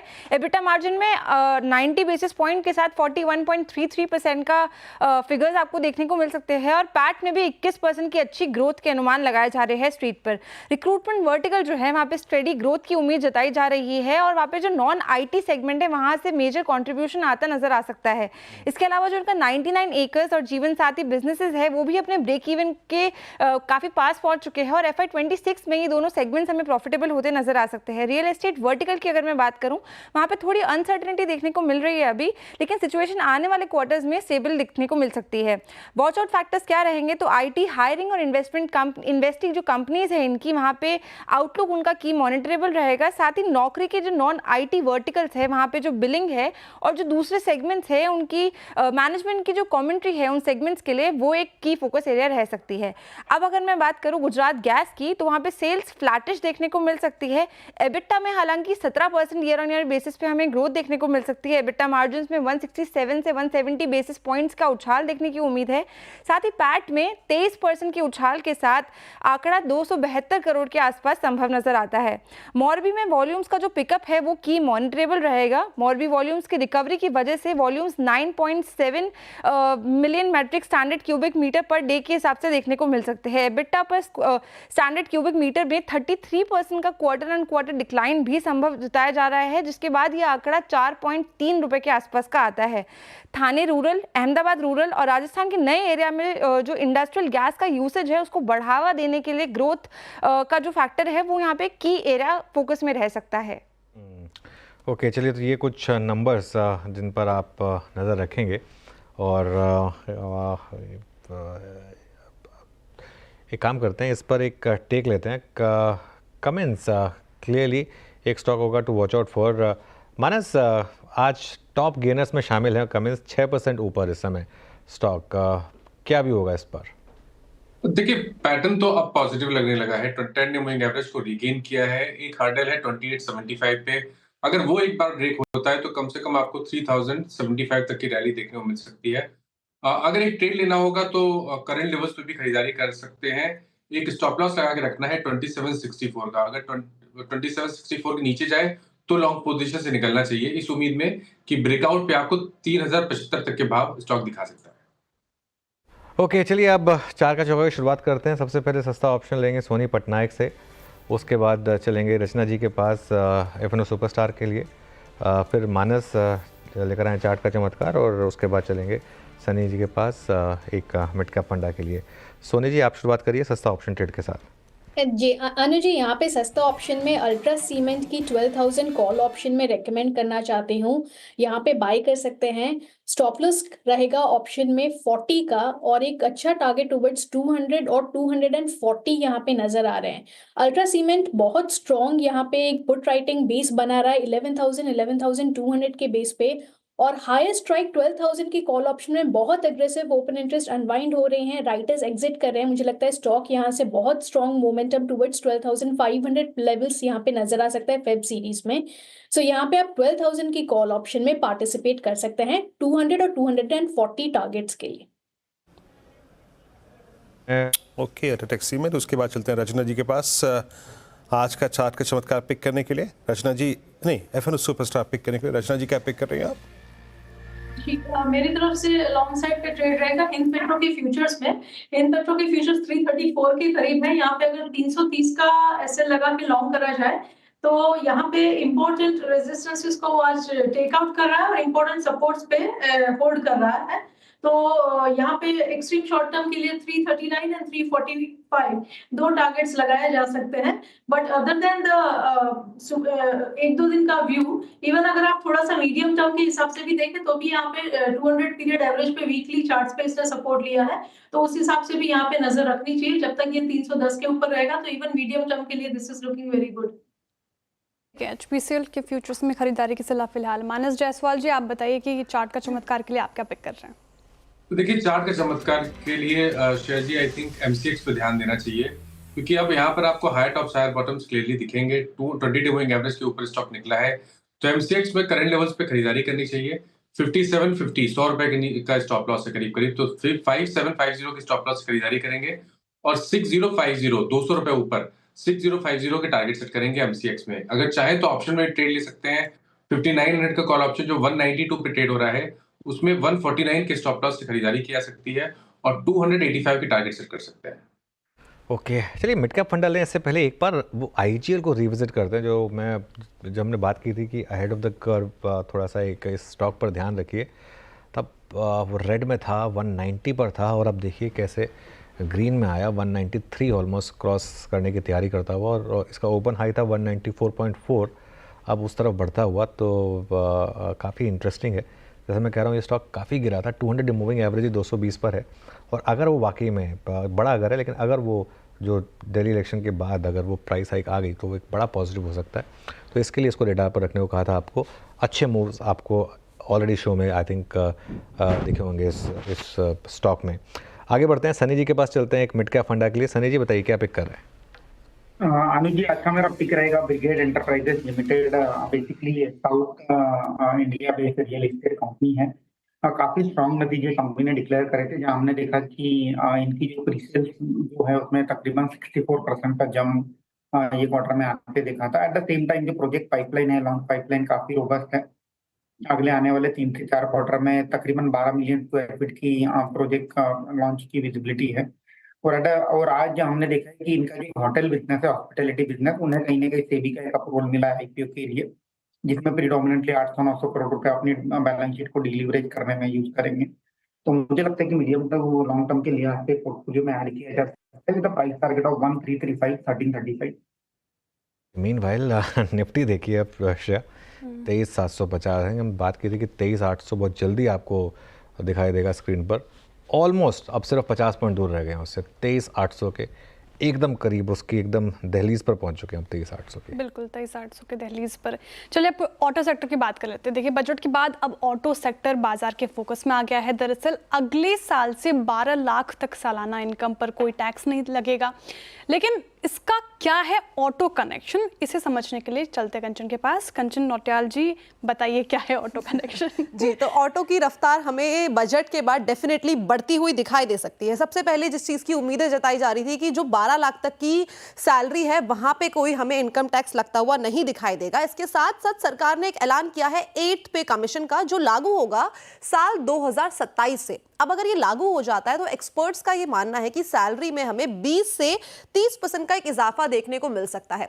अब कहीं ना कहीं जो हम कंज्यूमर हैं वो अपना पैसा बचा रहे हैं। अब पैसा अगर बचा रहे हैं तो उसकी कहीं ना कहीं हम खपत भी करेंगे। तो उम्मीदें ये जताई जा रही है कि लोग अपने लिए जो अफोर्डेबल रेंज की गाड़ियां हैं वो खरीदेंगे। अफोर्डेबल रेंज की गाड़ियां खरीदेंगे तो डेफिनेटली ऑटो सेक्टर में एक अच्छा खासा बूस्ट आता हुआ दिखाई दे सकता है। एक्सपर्ट्स का और काफी सारी ब्रोकरेजेस का ये मानना है कि जो एंट्री लेवल कार्स है उसकी सेल्स नंबर आगे जाके हमें पिकअप होती हुई दिखाई दे सकती है। सरकार का जिस तरीके से ईवी को लेके बढ़ावा है उससे हमें ईवी सेल्स में भी एक अच्छा खासा मोमेंटम आता हुआ दिखाई दे सकता है। अब ये तो डेटा की बात हो गई, लेकिन जो ब्रोकरेज है, सो टॉप ब्रोकरेज जैसे कि जेफरीज और गोल्डमैन सैक ने भी यहाँ पे बुलिश राय रखी है और जितने भी ऑटो सेक्टर है उनमें कुछ उनकी टॉप पिक्स निकल के आई है जहां पे उन्होंने खरीदारी की राय दी है। उनका भी यही कहना है कि इनकम टैक्स की राहत से जो मिडिल क्लास है उनको एक बड़ी राहत आते हुए दिखाई दे रही है। साथ ही जो डिस्क्रिशनरी स्पेंडिंग है वो भी कहीं ना कहीं बढ़ती हुई हमें दिखाई देगी, जिससे two wheeler segment, entry level की जो गाड़ियां हैं, ईवीज हैं, उनकी सेल्स में बूस्ट आएगा। और फिस्कल ईयर 25 से लेके 27 तक उन्होंने बोला है कि टू व्हीलर का सालाना वॉल्यूम ग्रोथ हमें 13% देखने को मिल सकता है और कार की वॉल्यूम ग्रोथ हमें करीब करीब 9% की देखने को मिल सकती है। अब अगर आप देखिए कि इसका सबसे बड़ा मेन बेनिफिशियरी है वो मारुति बन सकता है, क्योंकि जो मारुति का इनलाइन है वो काफी ज्यादा बड़ा है। और साथ ही साथ अगर आप रीसेंट डेटा देखेंगे तो जिमनी का अगर डेटा देखें तो इंडिया में जिस कार को इतना पसंद नहीं किया गया था, जापान में जब वो गाड़ी एक्सपोर्ट हुई है 4 दिन के अंदर वो आउट ऑफ स्टॉक हो गई है। और जो मारुति का लाइनअप है वो भी काफी ज्यादा इस टाइम पे बड़ा है। तो उम्मीदें ये जताई जा रही है कि बजट से गाड़ियों की रफ्तार तो बढ़ने वाली है। बिल्कुल। तो चलिए ये इस समय काफ़ी स्टॉक स्पेसिफिक आप टारगेट्स भी देख रहे हैं। Maruti, TVS motor, Eicher motor, सब में मोमेंटम काफ़ी शानदार है। अब हमारे साथ क्वेस्ट इन्वेस्टमेंट एडवाइजर्स के सीईओ अनिरुद्ध सरकार जुड़े हैं, उनसे समझते हैं कि इस समय मार्केट में क्या भी होगा। Anirudh ji, good afternoon. Budget आया, मार्केट ने रिएक्ट किया, फिर ट्रंप का टैरिफ वॉर का एक झटका आया, मार्केट ने उसको एब्जॉर्ब किया और आज एक बहुत शानदार तेज़ी। क्या अब ये माने कि बस अब मार्केट में जो करेक्शन थी वो खत्म हुई? या अनुज, आई विल से कि पिछले अगर 1 महीने देखो, last 1 month has been the most difficult, जहाँ पे काफी सारा mid cap, small cap and large cap, ऐसा नहीं कि सिर्फ मिड कैप स्मॉल कैप गिरे, large cap, mid cap, small cap, काफी सारे स्टॉक्स में 20 से 30% का करेक्शन हुआ है। नाउ आई विल से कि जितना कंसर्न था, एक कंसर्न था कि अर्निंग्स, जो तीसरा क्वार्टर का अर्निंग्स चालू है, ये कैसा आएगा। दूसरा कंसर्न था कि कुछ बजट में कुछ शॉक आएगा। And other thing was that Trump will announce tariffs on India. So I would say कि जो जितने ये concerns थे, most of them are now behind us. दूसरी बात ये है कि जो वैल्यूएशन है वो अभी काफी सारे स्टॉक्स का वैल्यूएशन बहुत अट्रैक्टिव हो गया है। एंड जो ये क्वार्टर का अर्निंग्स आ रहा है, आई वुड से it is coming much better than expected. तो आई वुड से कि थोड़ा अभी इन्वेस्टर्स में जो पैनिक था वो डिक्रीज हो गया है। एंड आई थिंक जो पैनिक सेलिंग हो रहा था that is behind us. But at least एक हफ्ता का जो बाइंग है वो देखने को मिले, उसके बाद ही one can say that we are behind, that the worst is behind us. But yes, I would say valuation बहुत अट्रैक्टिव है, अर्निंग्स अच्छे आ रहे हैं, जितने इवेंट बेस्ड कंसर्न थे they are behind us. So this is a good time to add portfolio stocks. Anirudh ji, good afternoon, Shreya बात कर रही हूँ गुड सर। आफ्टरनून। जी सर, अक्रॉस द बोर्ड आज खरीदारी देखने को मिल रही है बाजार में, लेकिन एक इंडेक्स देखिए, एफएमसीजी इंडेक्स आज डाउन है। लेकिन जब बजट हुआ था तो एफएमसीजी ऐसा इंडेक्स जिसमें अच्छी तेज़ी देखने को मिली थी। इनफैक्ट कंजप्शन बास्केट ही फुल एकदम मोड में था, रॉकेट बना पड़ा था। उसके बाद देखिए म्यूटेड हो गया ये। क्या यहाँ पे क्या लग रहा है, वैल्यूएशन कंफर्ट नहीं है सर, या फिर जो पर्सनल टैक्स को लेकर कटौती का ऐलान हुआ है उससे इसको कुछ खास फायदा होता दिखेगा नहीं? आपकी क्या राय है इस पे? तो आई विल से कि जो कंजम्पशन बास्केट है इसमें डेफिनेटली डिमांड पिकअप होगा, बट इट्स नॉट दैट ये क्वार्टर में दिखेगा, बिकॉज ये क्वार्टर का consumption already is behind us. So next quarter and उसके अगले क्वार्टर में जो आएगा, दैट इज वेयर थोड़ा आपको दिखेगा कि growth is picking up in the consumption bucket. जो टैक्स का सेविंग्स हुआ है for the middle class, bulk of that will go into the consumer discretionary, जो the low ticket consumer discretionary। तो मैं बोलूंगा ये कंजम्पशन जो स्टोरी है, definitely it's a long term story. Budget के इमीडिएटली बाद काफी शार्प रन अप हुआ था, थोड़ा वहां पे अभी आई वुड से प्रॉफिट बुकिंग हो रहा है, बट आई वुड से same thing can be same for the capital goods. Capital goods immediately budget के बाद सब स्टॉक्स वे डाउन। आज अगर देखेंगे सारे कैपिटल गुड्स के स्टॉक्स जो है वो ऊपर है। तो मैं बोलूंगा थोड़ा सा ये प्राइस एडजस्टमेंट हो रहा है विद रिगार्ड टू कहाँ पे पोजीशन बिल्टअप हो गया था। Once the short term trading is over, I would say definitely both consumption and capex, ये दोनों जो एरियाज है, डेफिनेटली ये बड़ा स्टोरी है जहां पे बहुत पैसा बन सकता है and for the medium to long term. Okay Anirudh ji, policy को आप लोगों ने कैसे, मतलब आप अप्रोच कर रहे हैं इस पॉलिसी से पहले, आप लोगों ने क्या अपने पोर्टफोलियो में जोड़ा है, specially with in rate sensitives? Expectation क्या है कि finally we will get a rate cut this time? I think eventually rate cut has to come, and अगर मैं बोलूं इस पॉलिसी मीट में काफी उम्मीद है for most of the people कि 25 बिप्स का रेट कट आ सकता है। ऑल्सो बिकॉज अगर हम देखें जो गवर्नमेंट का फोकस एरिया है is to boost domestic consumption, to boost capex in the private sector. ये दोनों जो चीजें हैं, कंजम्पशन एंड प्राइवेट कैपेक्स, ये दोनों को बूस्ट मिलता है जब पॉलिसी रेट कट होगा। तो I would say definitely RBI cut एक आना चाहिए, because it will also give a direction to the market that interest rates are going in which direction. Having said that, हमारे portfolios में थोड़ा सा हम लोगों ने जो रेट सेंसिटिव्स है वो इंक्रीज किया है, एंड हम लोग पहले काफी अंडरवेट थे, एंड थोड़ा जो rate sensitive companies are there, we have increased exposure there, but still overall we are underweight, but we have increased from earlier. Meanwhile एक बार आप रिलायंस का शेयर लेकर आइए जरा स्क्रीन पर। आज सुबह भी रिलायंस की बात हो रही थी, और एक रीज़न इसलिए भी बोल रहा हूँ रिलायंस को लेकर, क्योंकि देखिए ऑब्वियसली स्टैंडर्ड डिस्क्लेमर, चैनल का ओनर ये कंपनी है, लेकिन सबसे बड़ा स्टॉक है मार्केट का। तो इसके लिए रिज़ल्ट के बाद एक व्यू ये बना था कि रिलायंस अब काफ़ी अंडर परफॉर्म कर चुके हैं, और यहाँ से शायद मार्केट में अब इसको बाइंग के मौके मार्केट खोजने की कोशिश करेगा।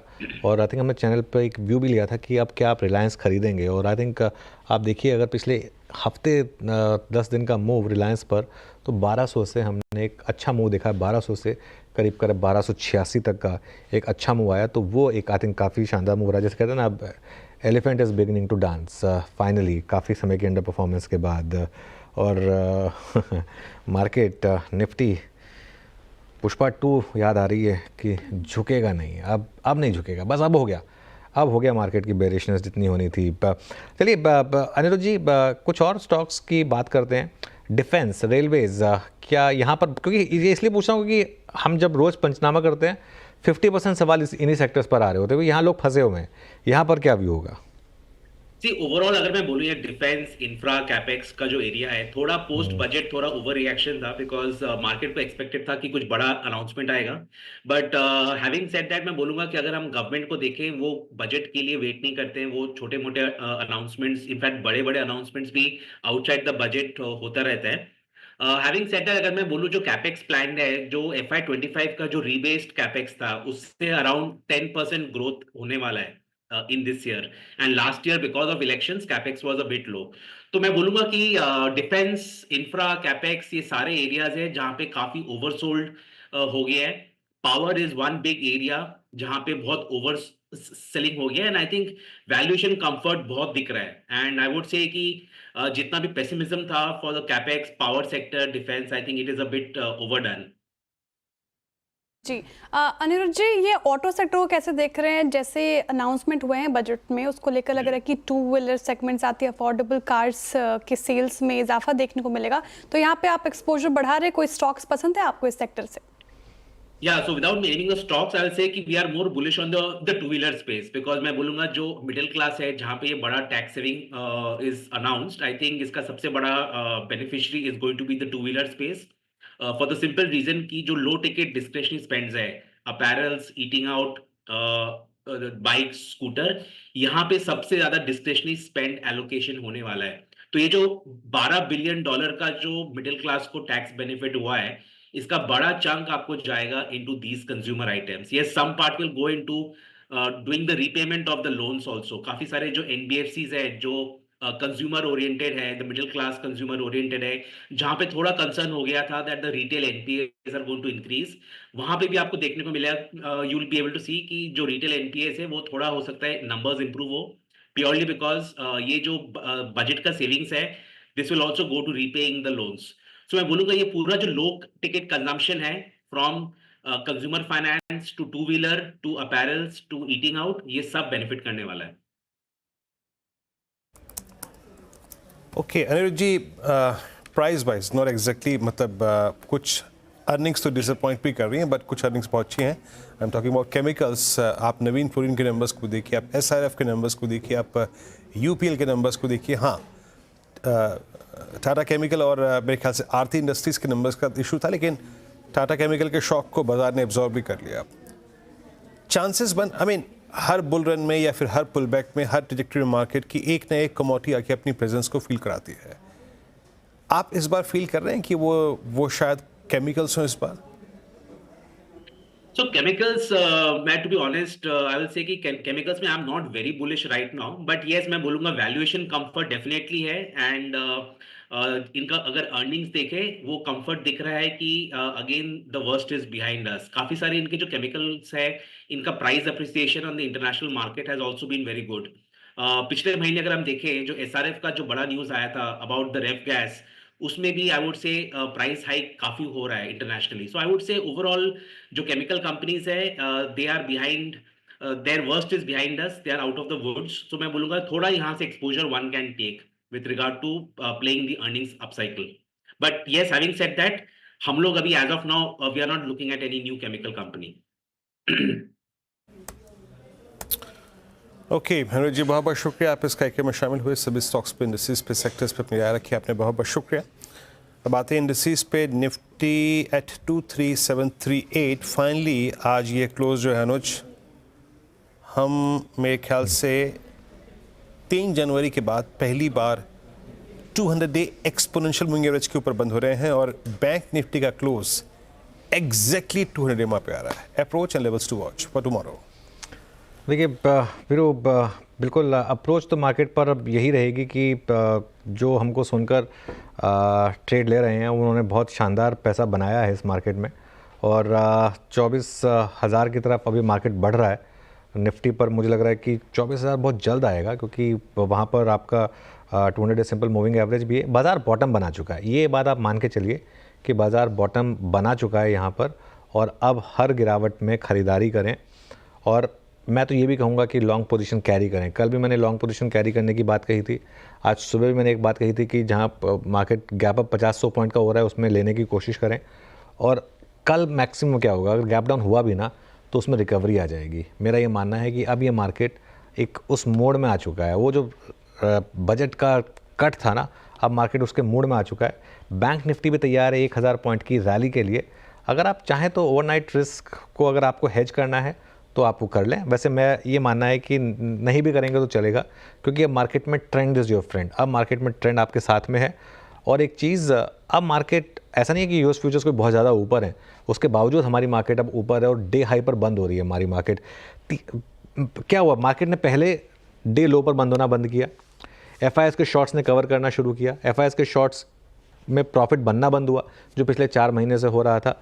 आई थिंक ये एक सिग्नल है कि अब मार्केट चलने के लिए तैयार था। यही एक थीसिस था जिसकी वजह से ये लॉन्ग की बात हुई थी। और 23,745 पर अब हम निफ्टी पर हैं और बहुत मुझे लग रहा है कि तेज़ी से अब हम 23,800 पर आ रहे हैं। और अब मैं दिखाता हूँ आपको इस समय क्या फीलिंग है मेरी। और ये निफ्टी कह रहा है, ये देखिए ये निफ्टी कह रहा है अब नहीं झुकेगा, ये बस हो गया। अब बेयर्स को बोल दिया गया है कि अब आपने जो 4 महीने 5 महीने कमा लिया, जितना कमाना था कमा चुके हैं अब वापस बुल्स की बारी आएगी। एक चीज़ लेकिन मैं ऐड कर देता हूँ इस बुलिशनेस में जो मेरी पिछले 3-4 दिन की रही है। इसमें बहुत कुछ डिपेंड करेगा आरबीआई क्या करने वाला है, लेकिन मेरा मानना है कि आरबीआई सपोर्ट करेगा क्योंकि ये एक अब सरकार मूड बना चुकी है। और दूसरा, अभी भी मैं ये कहूँगा कि ज़्यादा फोकस अपना large cap, Nifty, bank Nifty, बड़े स्टॉक्स इन पर रखें। छोटे एकदम छोटे स्टॉक्स हैं ना, उनमें अभी भी मैं कहूँगा कि थोड़ा सा एक रिस्क रहेगा आगे जाकर फंसने का, तो वो मत करें। ये एक कल के लिए मार्केट का व्यू रहेगा। चलिए अब एक काम करते हैं, आगे बढ़ते हैं और कल की ट्रेड्स की बात करते हैं। यतिन के पास चलते हैं और डीलिंग रूम में क्या फोकस है वो बात जानते हैं। Yatin, good afternoon. Good afternoon. और दो स्टॉक जो आज फोकस में है, सबसे पहले सीमेंस और कैप गुड्स में आज ऐसे भी सबसे पहला दिन है शॉर्ट कवरिंग का। स्टॉक 8,000 रुपये के लेवल से गिरता हुआ आपको 5,000 के नीचे जाता हुआ आपने देखा है। तो कहीं ना कहीं अब डीलर्स का फीलिंग ये है कि 5400 के लेवल पे लॉन्ग करें, 150-200 रुपये तक का अपसाइड यहाँ देखने को मिल सकता है। और overall dealers cap goods stock में खास करके सीमेंस में एक BTST का ट्रेड दे रहे हैं। इसके अलावा ऑयल मार्केटिंग कंपनीज में से BPCL भी एक काउंटर है जहाँ डीलर्स को शॉर्ट कवरिंग देखने को मिल रही है। ओपन इंटरेस्ट 7% गिरा हुआ है, तो कहीं ना कहीं यहाँ शॉर्ट कवरिंग दिख रही है और डीलर्स को लगता है कि 265-280 तक के लेवल्स भी यहाँ देखने को मिल सकते हैं। तो दोनों ही BPCL और सीमेंस से ये दोनों काउंटर्स आज डीलर्स के रडार पे हैं। ठीक है, तो फिलहाल ये स्टॉक्स डीलर्स के रडार पे। चलिए अब BTST और STBT कॉल्स लेना शुरू करते हैं। गाबा जी, आप बताइए क्या चुन रहे हैं आप, BTST, STBT? स्टॉक का नाम है PEL। मुझे PEL में लगता है कि अच्छा मूव मिलना चाहिए। यहाँ से ब्रेकआउट मिला है, अच्छा बेस बना हुआ है, ट्रेड कर रहा है 1044, स्टॉक होगा 1032, मतलब सिर्फ 12 रुपए। अपसाइड टारगेट करीब 1100 के नजर आते हैं, उस पर थोड़ा वक्त लगेगा लेकिन 1100 पॉसिबल। पिरामल एंटरप्राइजेस यहाँ पर एक 1100 के टारगेट के लिए काबा सर की तरफ से ट्रेड आती हुई। रचना जी, आप क्या कैरी कर रही हैं? कि मेरी तरफ से कल्याण ज्वेलर्स में लॉन्ग रहेगा और यहाँ पे जब तक ये काउंटर 550 के ऊपर बना रहेगा तो देयर आर चांसेस कि हम बहुत जल्दी यहाँ पे 565 एंड इवन 585 देख सकते हैं। दो BTST के लिए 65 would be the target, but 2-3 दिन 4 दिन कैरी करेंगे तो 585 भी देख सकते हैं। ओके, सोनी जी आपका ट्रेड क्या रहेगा? अब वीरेंद्र जी, BTST रहेगा भारतीय एयरटेल पे करंट प्राइस 1664 पे आप बाय कर सकते हैं। 1640 यहाँ पे एक स्टॉप लॉस लगाइए, टारगेट है 1700 का। ठीक है, तो फिलहाल भारतीय एयरटेल ये एक पिक है सोनू जी की तरफ से। मानस जी, कल के लिए आपके पिक? देखिए मेरा पिक मन्नापुरम है। मन्नापुरम पे खरीदारी करके जाएंगे। हाई टॉप साइड बॉटम का ट्रेंड है, फ्रेश ब्रेकआउट चार्ट्स पे आज देखने को मिला है, तो मन्नापुरम के फ्यूचर में खरीदारी करेंगे। 201 रुपये 90 पैसे के स्टॉप लॉस से इसके फ्यूचर में खरीदारी करेंगे और 214 की टारगेट सेट करेंगे। ओके, श्रीकांत आपका ट्रेड क्या रहेगा? तो देखिए वीरेंद्र, मुझे लग रहा है कि इन लेवल्स पे लॉन्ग करने के लिए CDSL हो सकता है। CDSL जो भी चल रहा है 1290-95 के करीब, काफी करेक्टेड स्टॉक है और वर्टिकली करेक्टेड स्टॉक है। बाउंस बैक इसमें मिसिंग था, तो करंट लेवल्स में मुझे लगता है कि रिस्क रिवॉर्ड रेशो काफी अच्छा है। 1290 में से लॉन्ग करें, 1240 का स्टॉप लॉस रखें और जो टारगेट्स नजर आते हैं वो तकरीबन रहेंगे 1400 रुपए के। ओके, 1400 के टारगेट्स आपको यहाँ पे मिलेंगे। ट्रेड्स पूरे हो गए, मार्केट ब्रेथ आपकी स्क्रीन पे आएगी। अब बहुत दिनों बाद खूबसूरत हरे रंग से घिरी हुई, सनी हुई और सुसज्जित आपको स्क्रीन नजर आएगी। 81 लॉन्ग्स और 107 में शॉर्ट कवरिंग। कंसोलिडेट फिगर्स अगर आप तेजी की तरफ देखें तो आपको नजर आएगी कम से कम नहीं तो 188 की, शॉर्ट लगभग 18 में, और कल्याण ज्वेलर्स में आज लॉन्ग बिल्डअप है। That's good, interesting. अच्छा, ABB कमेंट्स में आज लॉन्ग बिल्डअप है, इंटरेस्टिंग। मैंने सोचा शायद ये शॉर्ट कवरिंग का केस होगा। बाकी JSW, REC यहाँ पर भी आज लॉन्ग बिल्डअप हुआ। अगले स्लाइड में आइए, शॉर्ट कवरिंग के स्लाइड में। NCC, BHEL, power finance corporation, समदन मदरसन और HCL इन सभी काउंटर्स में आज लॉन्ग बिल्ड शॉर्ट कवरिंग थी। अगले स्लाइड में ट्रेंट में शॉर्टिंग थी। टाटा केमिकल, पोस्ट नंबर्स, बाटा, UBL और टोरेंट फार्मा इन सभी काउंटर्स में शॉर्ट बिल्डअप हुआ। और नेक्स्ट स्लाइड आएगी यहाँ पर लॉन्ग अनवाइंडिंग की, जिसमें हेवल्स क्रैक हुआ, गोदरेज कंज्यूमर, जोमेटो आज स्लिप हुआ, PI इंडस्ट्रीज और AU small finance bank. Zomato ये एक बार स्क्रीन पर रखिएगा मानस, इसने भी पोस्ट बजट एक अच्छा स्विंग जनरेट किया था एट 234, हालांकि सिंक हुआ है लेकिन आज सरेंडर नहीं किया है और 200 EMA को एटलीस्ट होल्ड करके जा रहा है। आपका व्यू क्या बन रहा है इस पर? देखिए, जब तक 225 के ऊपर स्टॉक ट्रेड करता रहे, लॉन्ग पोजीशन में बने रहना चाहिए, क्योंकि 2 दिन पहले ही हमने एक ब्रेकआउट देखा 200 मूविंग एवरेज के ऊपर, जिसके टारगेट 250 के आसपास के आते हैं। तो पोजीशन में बने रह सकते हैं 224 के स्टॉप लॉस के साथ।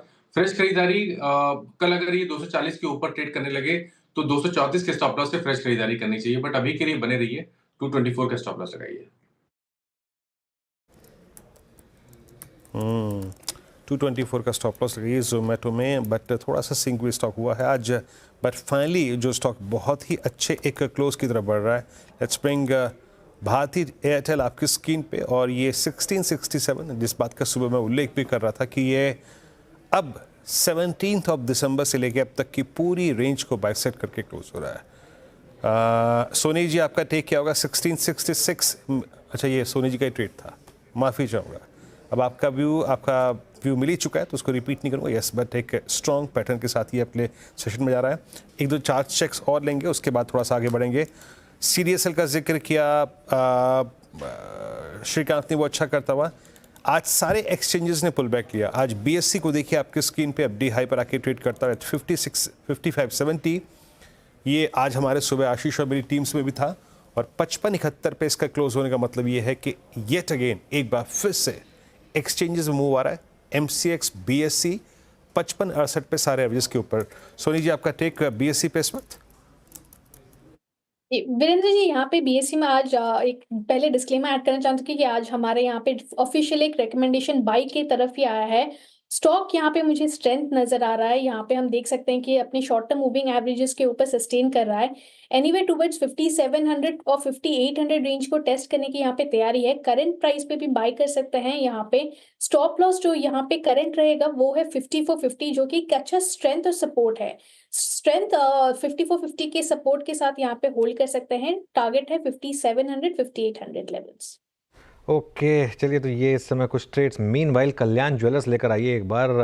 वाकई में कल्याण इसका आज होता हुआ 11% ऊपर है अब ये, और F&O में और कैश में 13% ऊपर है। अभी भी डिस्काउंट पर है ये। 7 दिन में 30% का मूव आया है इस स्टॉक में। एक बार इसका एक हफ्ते का चार्ट दिखा दीजिए, 7 डे चार्ट दिखा दीजिए ज़रा। 30% मूव। और जैसे हमने उस दिन भी बात की थी कि अगर आपने उस दिन शॉर्ट किया तो आपका कल्याण हुआ होगा अच्छे से। और 30% ऊपर, क्या मार्केट है ये। कई बार एकदम रिवर्स साइकोलॉजी प्ले करती है, कई बार शानदार साइड पर आते हुए। चलिए खैर, अब चलते हैं श्रेया के पास और आज मार्केट का पंचनामा का एक टीज़र लेते हैं। श्रेया बताइए क्या सवाल आ रहे हैं? बिल्कुल सर, सवाल तो बहुत सारे हैं, मैं शुरुआत कैसे करूँ वो सोच रही हूँ।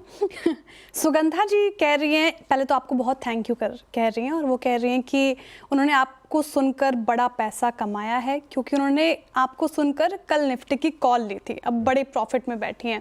थैंक्स अ लॉट कह रही हैं, और कह रही हैं कि आपको टोकन ऑफ लव गिफ्ट देना चाहती हैं। एड्रेस भेज दो ऑफिस का।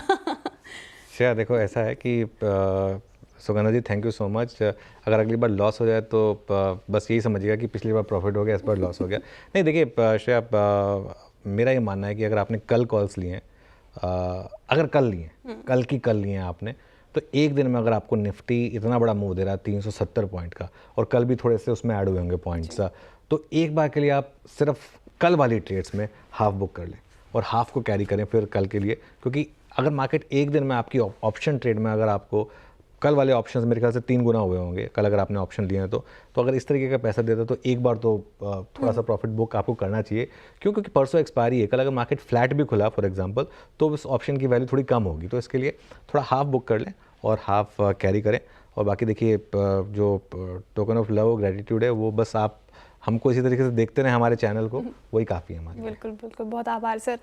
और एक और सवाल रोहित जी पूछ रहे हैं चोलामंडलम पर। सर इसमें आज अच्छी तेज़ी और इनफैक्ट ये कह रहे हैं कि आपने, अच्छा ये सुबह से देखते रहते हैं CNBC आवाज़, कह रहे हैं कि आपने पिछले हफ्ते दिया था बिग स्टॉक्स में और तभी इन्होंने लिया था और इसमें भी अच्छा कमा रहे हैं, पर क्या करें, अभी निकल जाएं या फिर बने रहें? मतलब ही नहीं उठता निकलने का इसमें। शायद ये स्टॉक जो है ना, अगर रेट कट आ गया वाकई में RBI की तरफ से, तो मुझे हैरानी नहीं होगी अगर ये प्लस अलॉन्ग विद जो आज सुबह इंडसइंड बैंक की मैनेजमेंट बोल रही थी, अगर उन दोनों को आप जोड़ दें, मुझे हैरानी नहीं होगी। इसका एक बार 52 वीक हाई और लो वाली प्लेट अगर प्ले कर दें एक बार के लिए, एक बार मैं सिर्फ देखना चाह रहा था कि इसका 52 वीक हाई कहाँ पर प्लेस था। ध्यान रखिएगा ये एक बहुत अच्छे ग्रुप की कंपनी है, मुरुगप्पा ग्रुप की कंपनी है और एक अच्छी स्पेस से बिलोंग करती है।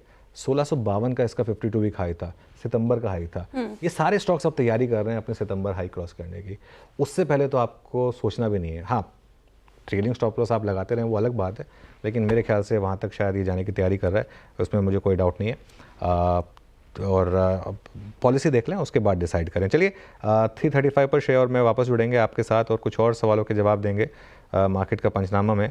लेकिन एक बार JSW एनर्जी का चार्ट लेकर आइए। आज क्लियरली पावर, कैपिटल गुड्स, इन सब स्टॉक्स ने एक शानदार कमबैक किया है। उसी में एक JSW एनर्जी नंबर के बाद काफ़ी गिरा था ये स्टॉक, दिख रहा होगा आपको एक महीने का चार्ट, 26% गिरा है ये एक महीने में। रचना जी, JSW एनर्जी, ये सब जो स्टॉक्स में शॉर्ट कवरिंग हो रही है, इनको अब प्ले कैसे करें? कोई व्यू होगा JSW पर? जी, ये जो स्टॉक है, इस तरीके के किसी भी स्टॉक को प्ले करना है तो आज की जो प्राइस एक्शन है उस पे भरोसा रख के कल का जो लो था, yesterday's low which was around 442, उसके आसपास कहीं पे ऐसा लगा कि एक बार को एंट्री ले लेनी चाहिए। और अपसाइड पे अगर स्पेसिफिक स्टॉक की बात करूं तो 490 तक ये जा सकता है। एंड बाकी जो इसके कंफर्मेशन टाइप होती है चीजें, जैसे मूविंग एवरेजेस का टर्न होना वगैरह, वो बाद में ही होगा, वो पहले कभी नहीं होगा, क्योंकि बेस्ट बाइंग कभी कभी रेड EMA के साथ करी जा सकती है। सो this is one of such examples. Okay, JSW energy आपकी स्क्रीन पे। इस बीच अब हम क्लोजिंग की तरफ बढ़ते हुए स्टॉक्स लेके आइए एक एक करके जो अच्छा कर रहे हैं आज। उसमें कल्याण ज्वेलर्स अब 11% ऊपर, टॉप गेनर, देन ABB और एक बार एंजल वन भी लेके आइए। तो जिन क्लास ऑफ स्टॉक्स का जिक्र मैं कर रहा था, BSE, MCX, उसके बाद आप CDSL को देखिए, सारे के सारे आज एक बार फिर से एक pull back, meaningful pull back generate करके ट्रेड करते हुए। और एक और स्पेस याद रखिएगा, सीमेंट आज एक स्ट्रॉन्ग कन्विक्शन के साथ अगले सेशन में जा रही है under the leadership of UltraTech cement. Shri cement को देखिए आप, ये भी डे हाई पर आके ट्रेड करता हुआ। मैं कुछ देर पहले अंबुजा सीमेंट्स को देख रहा था, इसमें भी एक स्ट्रॉन्ग मूव है, ये भी करीब करीब 4% ऊपर। तो ये पूरी की पूरी सीमेंट, पावर, कंस्ट्रक्शन, इंफ्रा की थीम जो है वो आज एक रिवर्सल जनरेट करती हुई।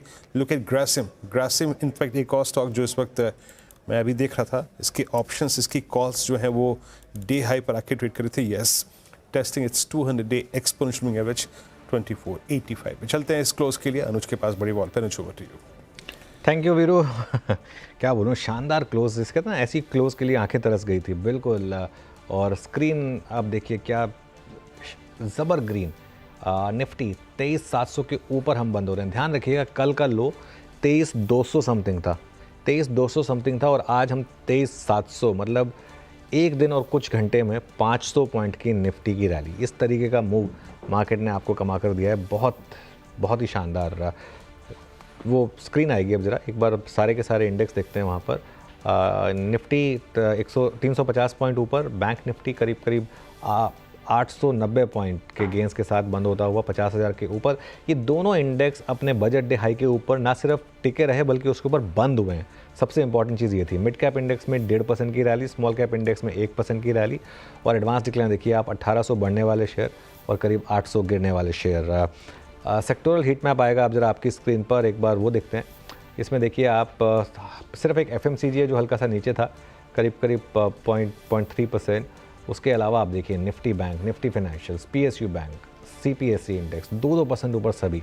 मेटल्स 0.25%, फार्मा 1.5%, कैपिटल गुड्स आज का स्टार परफॉर्मर 3% ऊपर और ऑयल एंड गैस 2.5% ऊपर ट्रेड करता हुआ आपको दिखाई देगा। निफ्टी का हीट मैप आएगा आपकी स्क्रीन पर, उसको देखते हैं एक बार ज़रा। सबसे ऊपर श्रीराम फाइनेंस 6% ऊपर पिछले ट्यूसडे से मुंह देखिएगा श्रीराम फाइनेंस का 6% श्रीराम फाइनेंस ऊपर, लार्सन एंड ट्यूब्रो 4% ऊपर, इंडसइंड बैंक आज सुबह का बिग स्टॉक था, हमारे पैनल ने भी पिक किया था, राजेश सतपुते की भी आज ये सुबह की टॉप कॉल थी, 4.25% ऊपर। अदानी पोर्ट्स शानदार move, BEL, Tata Motors, Reliance industries, UltraTech cement, NTPC, BPCL, Asian paints, axis bank, Kotak Mahindra bank, SBI, HDFC bank, across the board देखिए कितने निफ्टी स्टॉक्स 2% ऊपर थे।